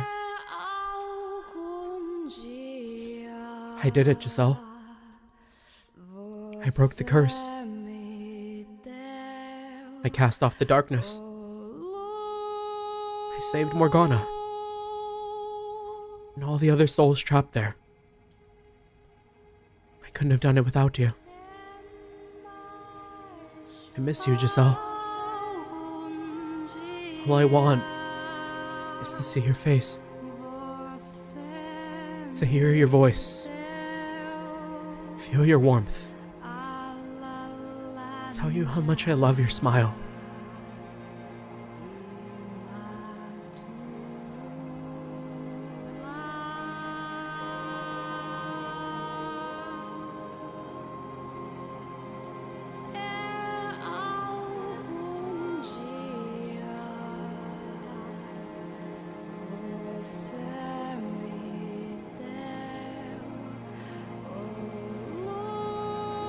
What a journey. What a fucking journey.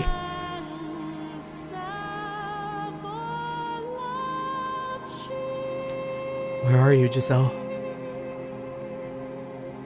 I know I said I wouldn't let myself disappear until you came back. And I'm wishing with all my might for my body to hold out. But it doesn't seem to be working very well. I'm coming to realize as I grow weaker that the will of one man is nothing in the face of the will of the universe. Where are you, Giselle? I can't see you anywhere.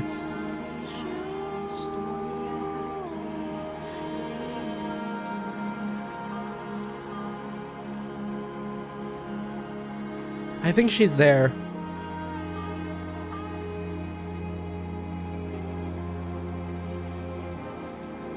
I know she's there.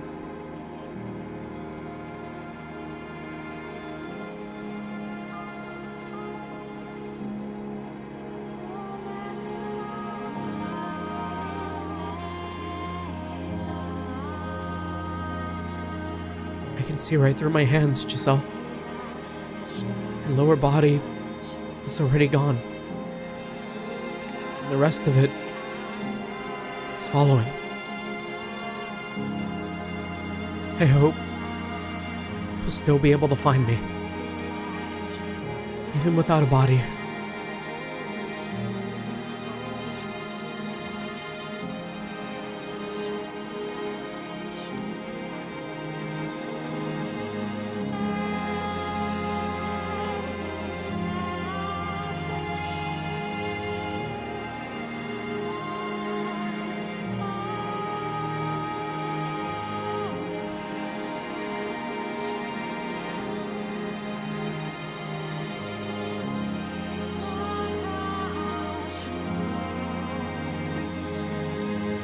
I've lost my voice now, Giselle. I don't have much left to lose. I'm dissolving into the light. Say my name, Giselle. I want to hear you. Say my name. I'm here, waiting for you.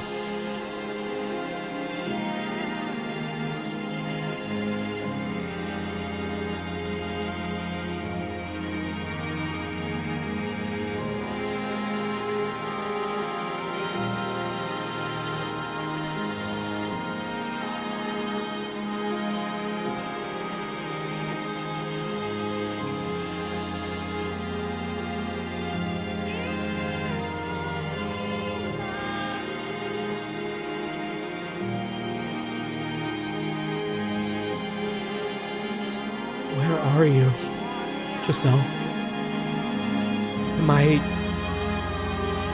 making it through to you? even a little? I need you. I can't allow myself to disappear until you've returned.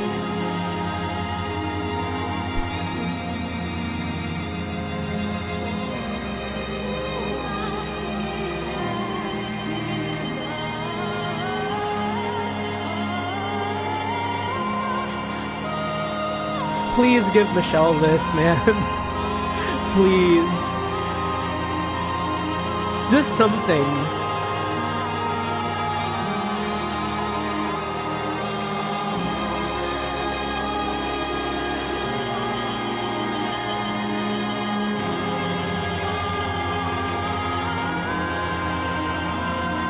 Giselle.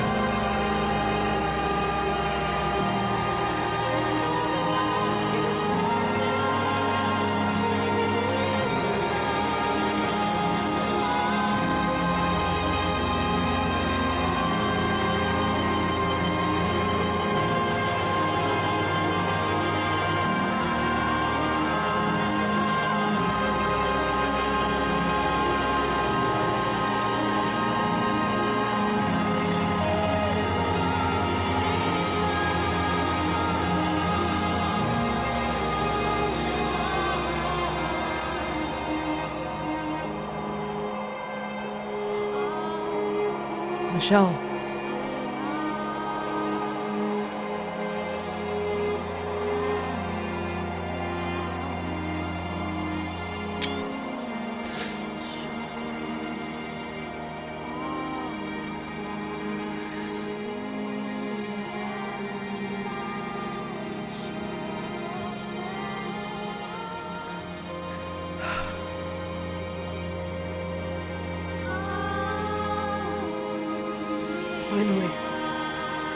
I finally found you. I'm sorry it took so long. Don't worry, Michelle. I know that's you. I'll always be able to recognize you. No matter what. You don't have to be afraid. I wouldn't have made it out if it weren't for you, Michelle. A ray of light reached into the darkness, and all the way down there to where I was lost. It was a light more radiant than anything I've ever seen. So much so I couldn't hold back my tears.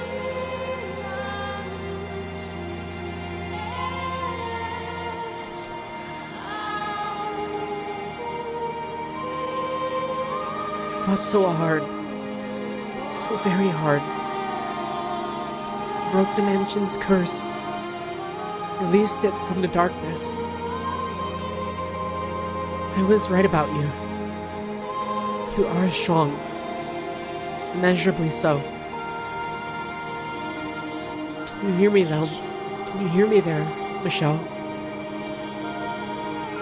I'm sorry for keeping you waiting so long. For letting you deteriorate like this. But thank you. Thank you for waiting. Now it's time for us to return. Back to our rightful places. So please, Michelle, don't disappear on me. Don't let your soul's flame be extinguished. I beg you, keep holding on.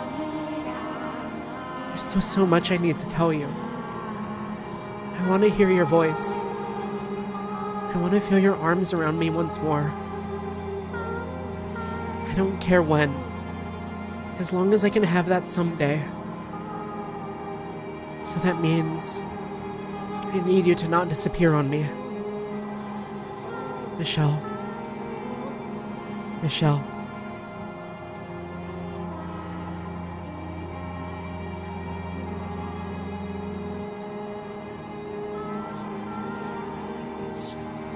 I believe in you, Michelle.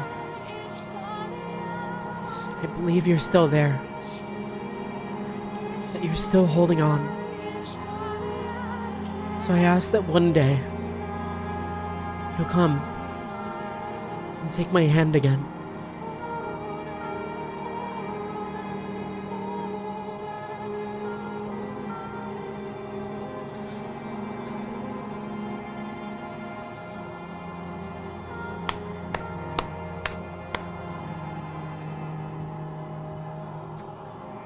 Oh, that was fucking beautiful, man.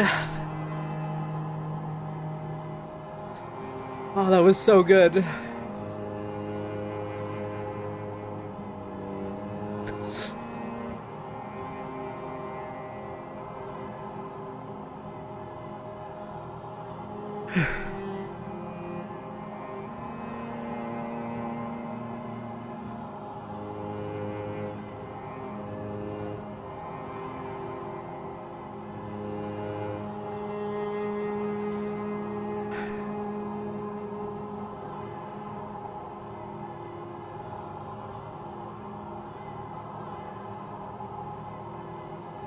That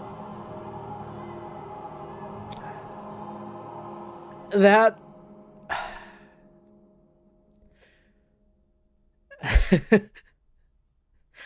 may very well have been like one of the best stories I've ever read.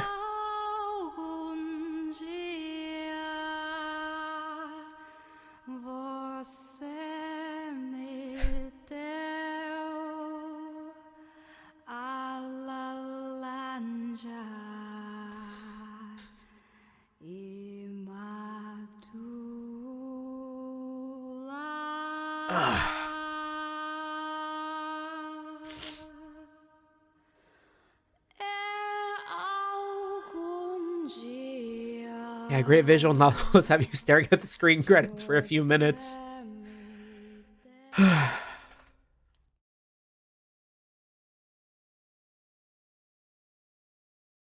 No? We're getting something here? That looks like a school. Are we getting a modern day school Fata Morgana? Everyone got reincarnated at the same time, and we are attending the same high school together? Hello? Anybody in there? Class is about to start, and last I checked, the teacher never came in through the window. Oh, right. Just a second. You've been doing that a lot lately, just staring out the window? You watching for something or just spacing out? There's this girl who is usually out there around this time every day. Right over there, see? That one. Looks like she goes to the junior high a few streets down. That's what I thought. But look at her hair. That flaxen color. It's almost the exact same color as mine. I can't get her out of my head. Oh, really? If you're that interested, why not go have a chat sometime? I don't know. I wouldn't even know where to begin. Obviously, you gotta go with the classic. Hey, baby, wanna get some ice cream and hang out? Sounds like a great way to get slapped. I'm not trying to pick her up. You're lying to yourself, man. No, I don't know, like, I'm curious, that's all. And I'm curious what makes your head work, because it sure ain't what everyone else runs on. Now get moving, it's almost time for class. I'm coming. I wonder what her name is. Is that supposed to be his sister? Flaxen-haired girl. Hey, did you hear about the new ice cream shop that opened up down by the bus stop? I did. And I hear the mint is super good too. I want to try it. What do you say? Want to go check it out? Let's go. Get some of that mint with a big old pile of chocolate chips on top. Oh, I know. I'll get a double scoop. That sounds amazing. I'm going to get a double too. But the line's going to be crazy. We better get going or... What is it? There's a cute boy who goes to the school here, and I think we just locked eyes for a second. Oh, what's he look like?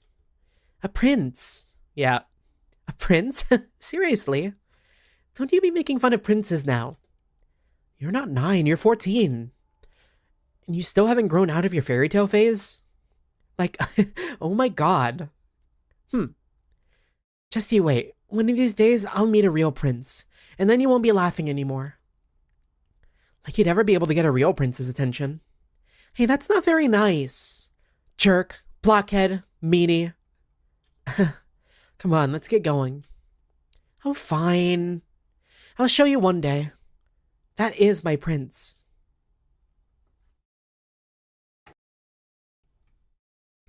Reincarnated in a universe where they can get together. No longer Sweet Home Alabama. We couldn't be luckier to have a talented engineer like yourself assigned to our branch.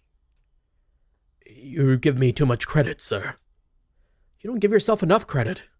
I've seen your record, and you come highly recommended from HQ. I've got high hopes for you. The higher your hopes, the greater the fallout when I make a mistake, which frightens me. What you call a mistake is what we generally refer to as a great accomplishment. I don't think I've ever met anyone as close to the perfect human being as you.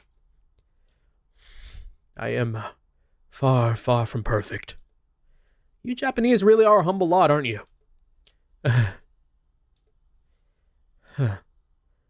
What is it? I thought I saw a woman I recognized. Oh, we get a lot of tourists from your parts of the world around here. She's not Japanese. No, I must have been imagining it. This is my first time in France, after all.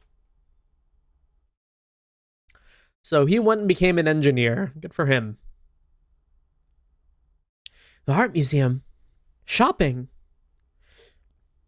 How can you take a vacation to France and not want to see the art? Blonde-haired girl. Is this supposed to be Maria? We were all there yesterday. And you agreed before we left today that today would be a shopping day. That was before I realized just how big it was. Just how many beautiful paintings they had on display.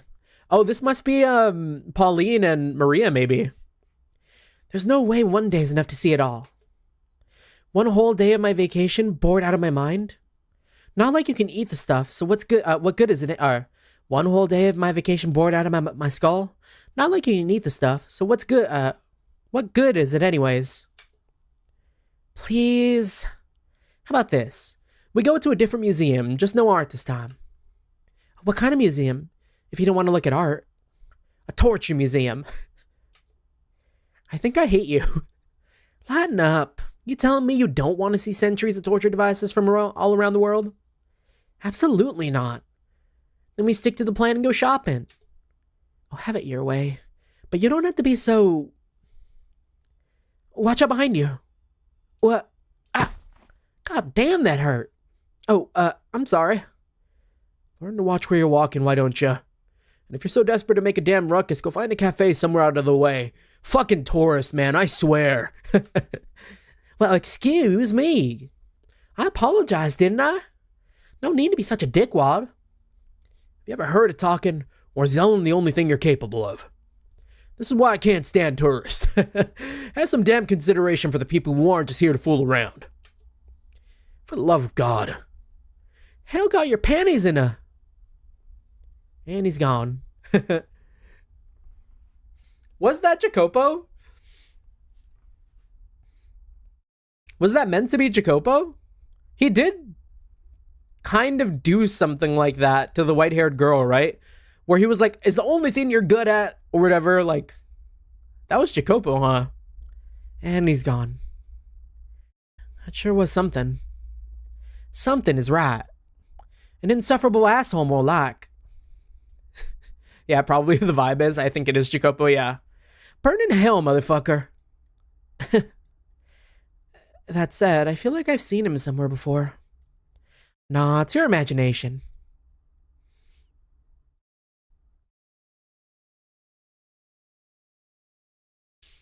Wavy-haired man. Okay.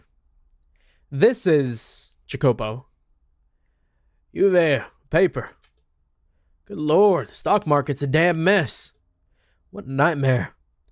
The tourists don't know how to shut up, and the French are a bunch of stuck-up snobs. The pizza's awful, nobody knows how to make spaghetti. Maybe I should just pack up my bags and forget it all. The hell is this? An article about the human voice. Scientists are studying the effect certain frequencies in the human voice have on the brain. Keep this mumbo jumbo out of the paper. God, my God. Save it for some paranormal or science magazine. Back to the stock pages. Damn it. Wind got my hair. Or wind got my head. What is wrong with today? I think this is... is this going to be... Is this Morgana? I think this is yours. Yeah. Thank you. The pleasure is mine. Have a nice... hold on a sec. Yes. First off, before I say anything, I'm not trying to hit on you. Don't get the wrong idea. Now, have we met before? We have, yes. When and where? A long, long time ago. Much too long for you to remember. Excuse me? Our paths crossed in a mansion many, many years ago. I'm glad to see you haven't changed a bit. I'm not particularly in the mood for jokes or supernatural nonsense today. I'm quite serious. One more question. Do we have any shared acquaintances? We do, yes. Though I could not say whether she is here or not. Hopefully you have the chance to cross paths with her. I too am looking for someone. Have a good day, sir. Yeah. Goodbye.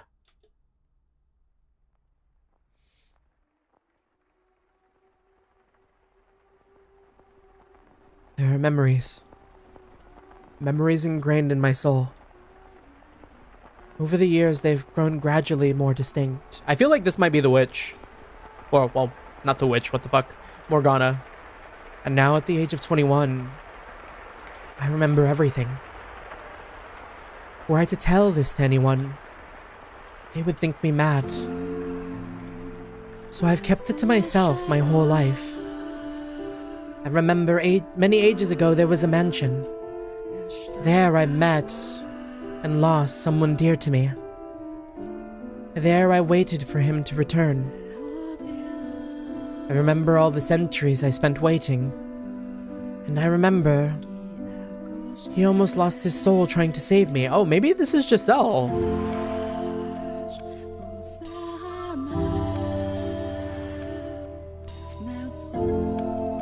I am once again waiting for him. I'm making my way to where the mansion once stood. A single red rose in hand. A rose containing all my hopes, my dreams. It is Giselle's theme, yeah. My love. A prayer that I might one day reach you. Roses make wonderful gifts after all. I probably sound like I'm out of my mind, waiting for a man who exists only in my memories. A man who in my 21 years of life, I've never once even caught a glimpse of. But that doesn't matter, because I know just how much he means to me. I don't care what anyone else thinks. I will wait. I'll trust the memories burned into my soul. I don't know when he'll show up, or if he even will. Maybe we'll never meet in this life. Maybe I'll wait until I've grown old and died. But should that happen, I'll continue waiting for you in my next life. And the one after that if I have to. I'll always be waiting. No matter how long it may take. How great the obstacles that stand in my way. Or what form you may assume.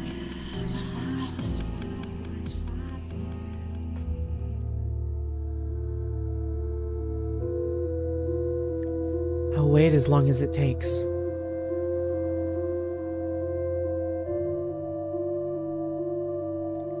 Another 100.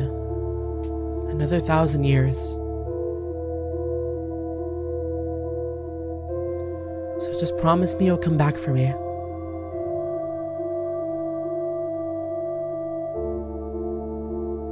Michelle.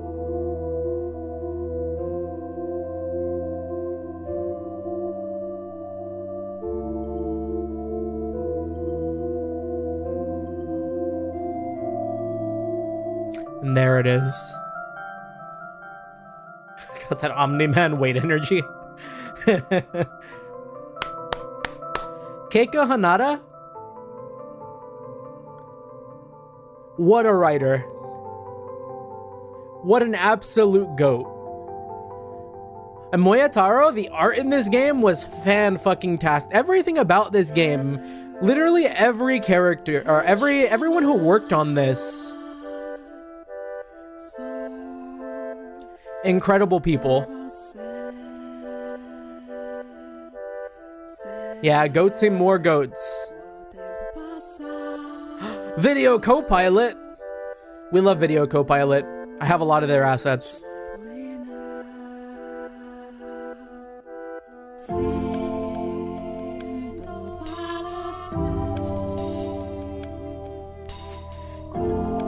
Damn.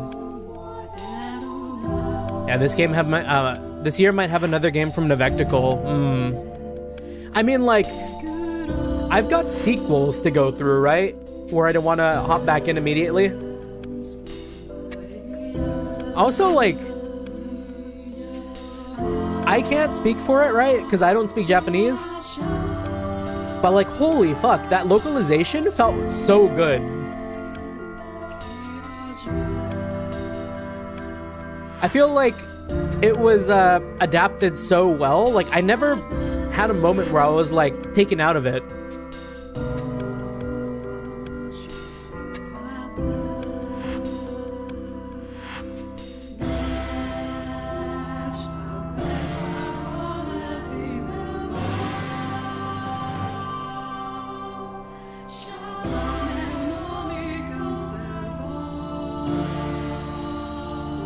I wonder what the word count for this game is.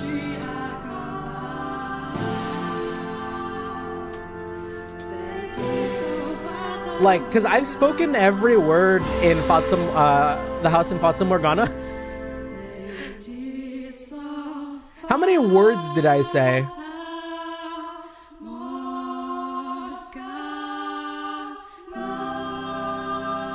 They said it! They said it! Fata Morgana!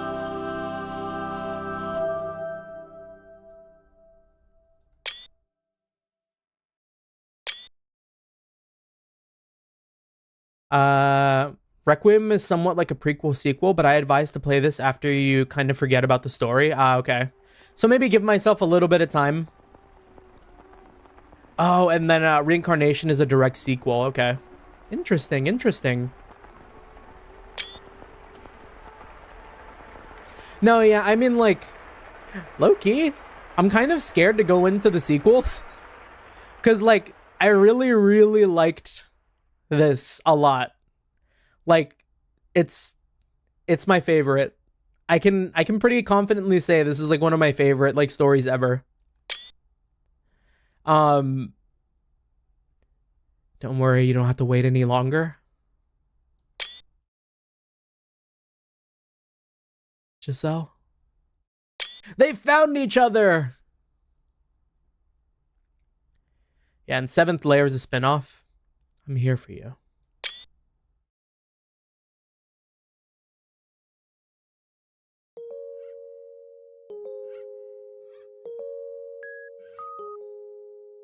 Oh, and her like modern day outfit too. And this song, cute.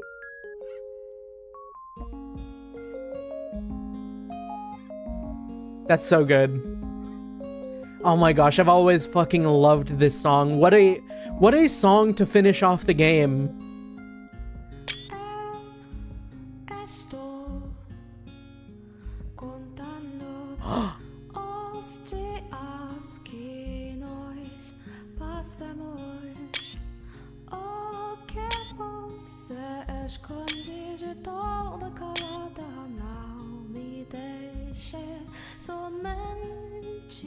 There are memories.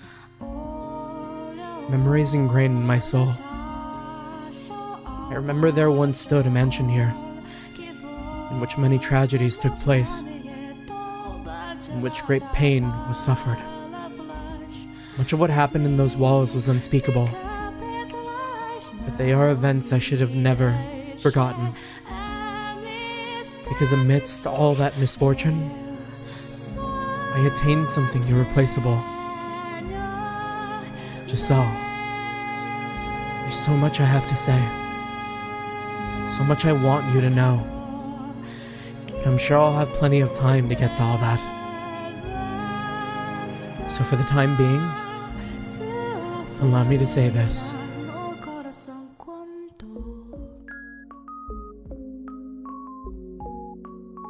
Are we gonna get a big ol' I love you? Giselle.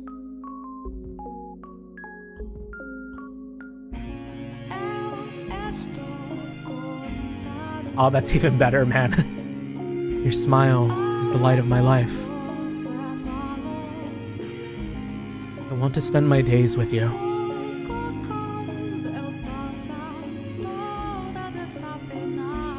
With that smile always at my side. Fuck, man. That's so damn romantic. And nothing to get in our way.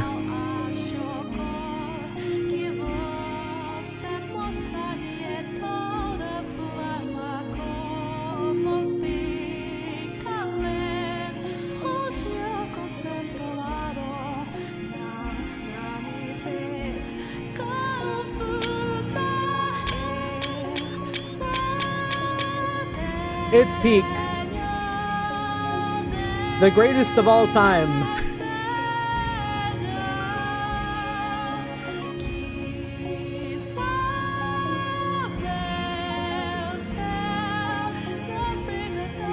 Our Father, who art in heaven, hallowed be thy name. Oh, isn't this how they opened it? I ask of thee, O Father. I'm pretty sure these are the first lines of the game. To bestow upon their souls thy blessing.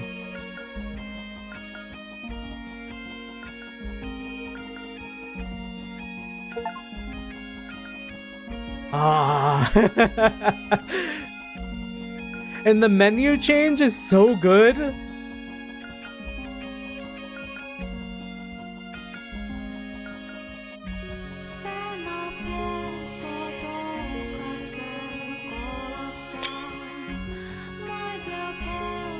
So did...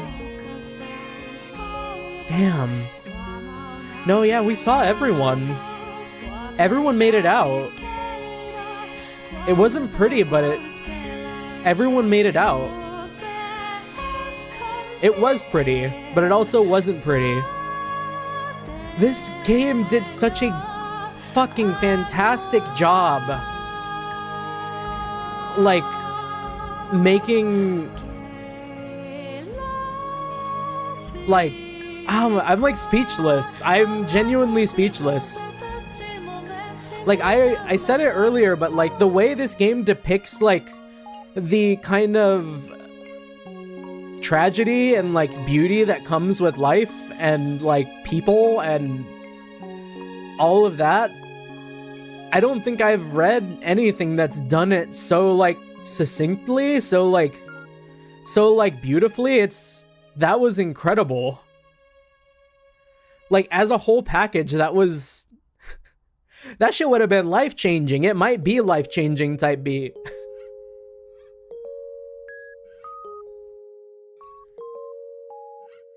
Yeah, 11 out of 10 is, like, too little. Like, this shit's like a 20, man.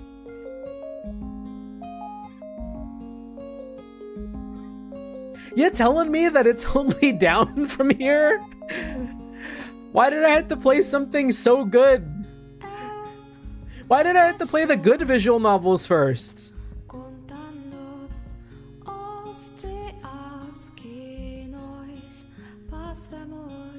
Nah, it's okay. I'm sure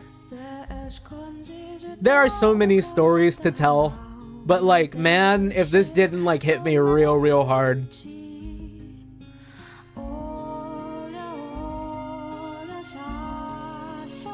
Just like, we should like inverse it.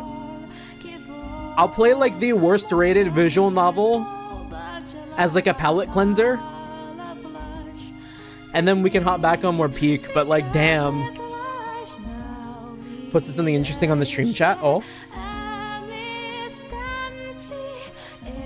Oh yeah, I did see that it's on mobile. No, yeah, it was funny because when I was about to do my book meeting thing, I was like, shit, I don't know how to get people to play this. Oh, it's on Google Play, but it's through Crunchyroll. Whoop womp womp. But yeah, does make it very accessible. And then Fata remake. Okay, thank you for posting that, Jeremy, because I actually already did download Fata remade. I downloaded it to test it, but it didn't keep my saves, and I figured, oh, we'll go through the game as it is, as I've been going through it. I didn't want to change it up, so like I got the patch and then I kind of kept it in my pocket. But we'll probably go ahead and go that way. I don't know if I'm gonna hop in it immediately though. Like with Trails Beyond the Horizon out, among like other things I want to hop onto too, I might keep a slot open so I can play more Beyond the Horizon. At least for next week, right? I've got my next week's schedule to consider, because I had to fit Monochrome Mobius on there too since I missed it. And then of course we've also got Xenogears and like Dying Light. So it's like, because I know tomorrow I want to do Monochrome Mobius. Tuesday I am going to be busy. Wednesday,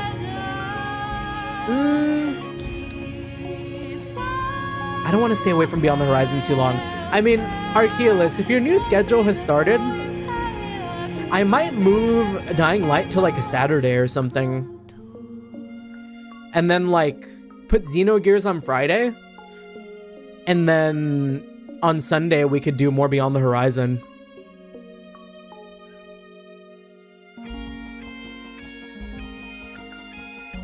Yeah. Yeah, that's probably gonna be my schedule next week, because yeah, I the problem with Saturday though, which sucks, and I hate doing it, but I guess it's fine if I have like Dying Light on there and if I'm just playing by myself, is that like sometimes I'll have plans come up on Saturday and then I'll have to like postpone stream, which like of course I like Saturday would probably be best as I'll be returning by 12. Yeah. Because like I was gonna say, like Saturday is my biggest like wild card day, because like I'll sometimes do stuff on like Saturday, like either with friends or like my girlfriend or something, between like my days off. And it's like if nothing happens, then yeah, I'll stream, but like I do want to keep a healthy level of like being online, if you get what I mean. So like if I do have the chance to like go and touch grass, I feel like I gotta take it, because I spend a lot of time just like on computers and like hanging around streams and stuff. So it's like Saturday is the wild card day if I were to like potentially move something around. So like I don't feel as guilty putting Dying Light on there Saturday, whereas I felt mega guilty putting Xenogears on Saturday and having to move it. Like we've postponed Xenogears for 2 weeks now, and it'll be almost 3 weeks since I've played and Ricardo's been like fucking imprisoned. So like I want to do Xenogears on like Friday or Sunday. You know what? I think best would be like the Horizon back to back. So like if I play Horizon on Wednesday, I don't know. Yeah, Dying Light's also not that urgent. It's like a relatively short game too. Yeah, exactly. So it's like, yeah, I feel like comfortable like coming and going. Whereas like with something like Xenogears or like Beyond the Horizon, any of our like long form games, it kind of sucks to be away from a really long time, because then I'll like forget elements of the story. And like the Dying Light story is good, but I feel like it's also very like serviceable, I would want to say. Like it does the job for the genre of the game. Like I don't think Kyle Crane is Shakespeare. But it is like a fun romp, you know? Yeah, and you'd be there to remind me of what happened last time. Exactly, right? But yeah. Yeah, I'm kind of thinking of like the days here. So it'd be Mobius Monday, Busy Tuesday. On Wednesday, we will play Beyond the Horizon. I might lock in an early Trails on Thursday. Then Friday... No, we'll do Friday Trails. I kind of want to stay on my same schedule. We'll do a Friday Trails, Saturday Dying Light, and then Sunday Xenogears. We're really waiting for Xenogears though. But yeah, I think that's good. I'm happy with that schedule. I'm gonna make the schedule tonight. It's still actually like pretty early.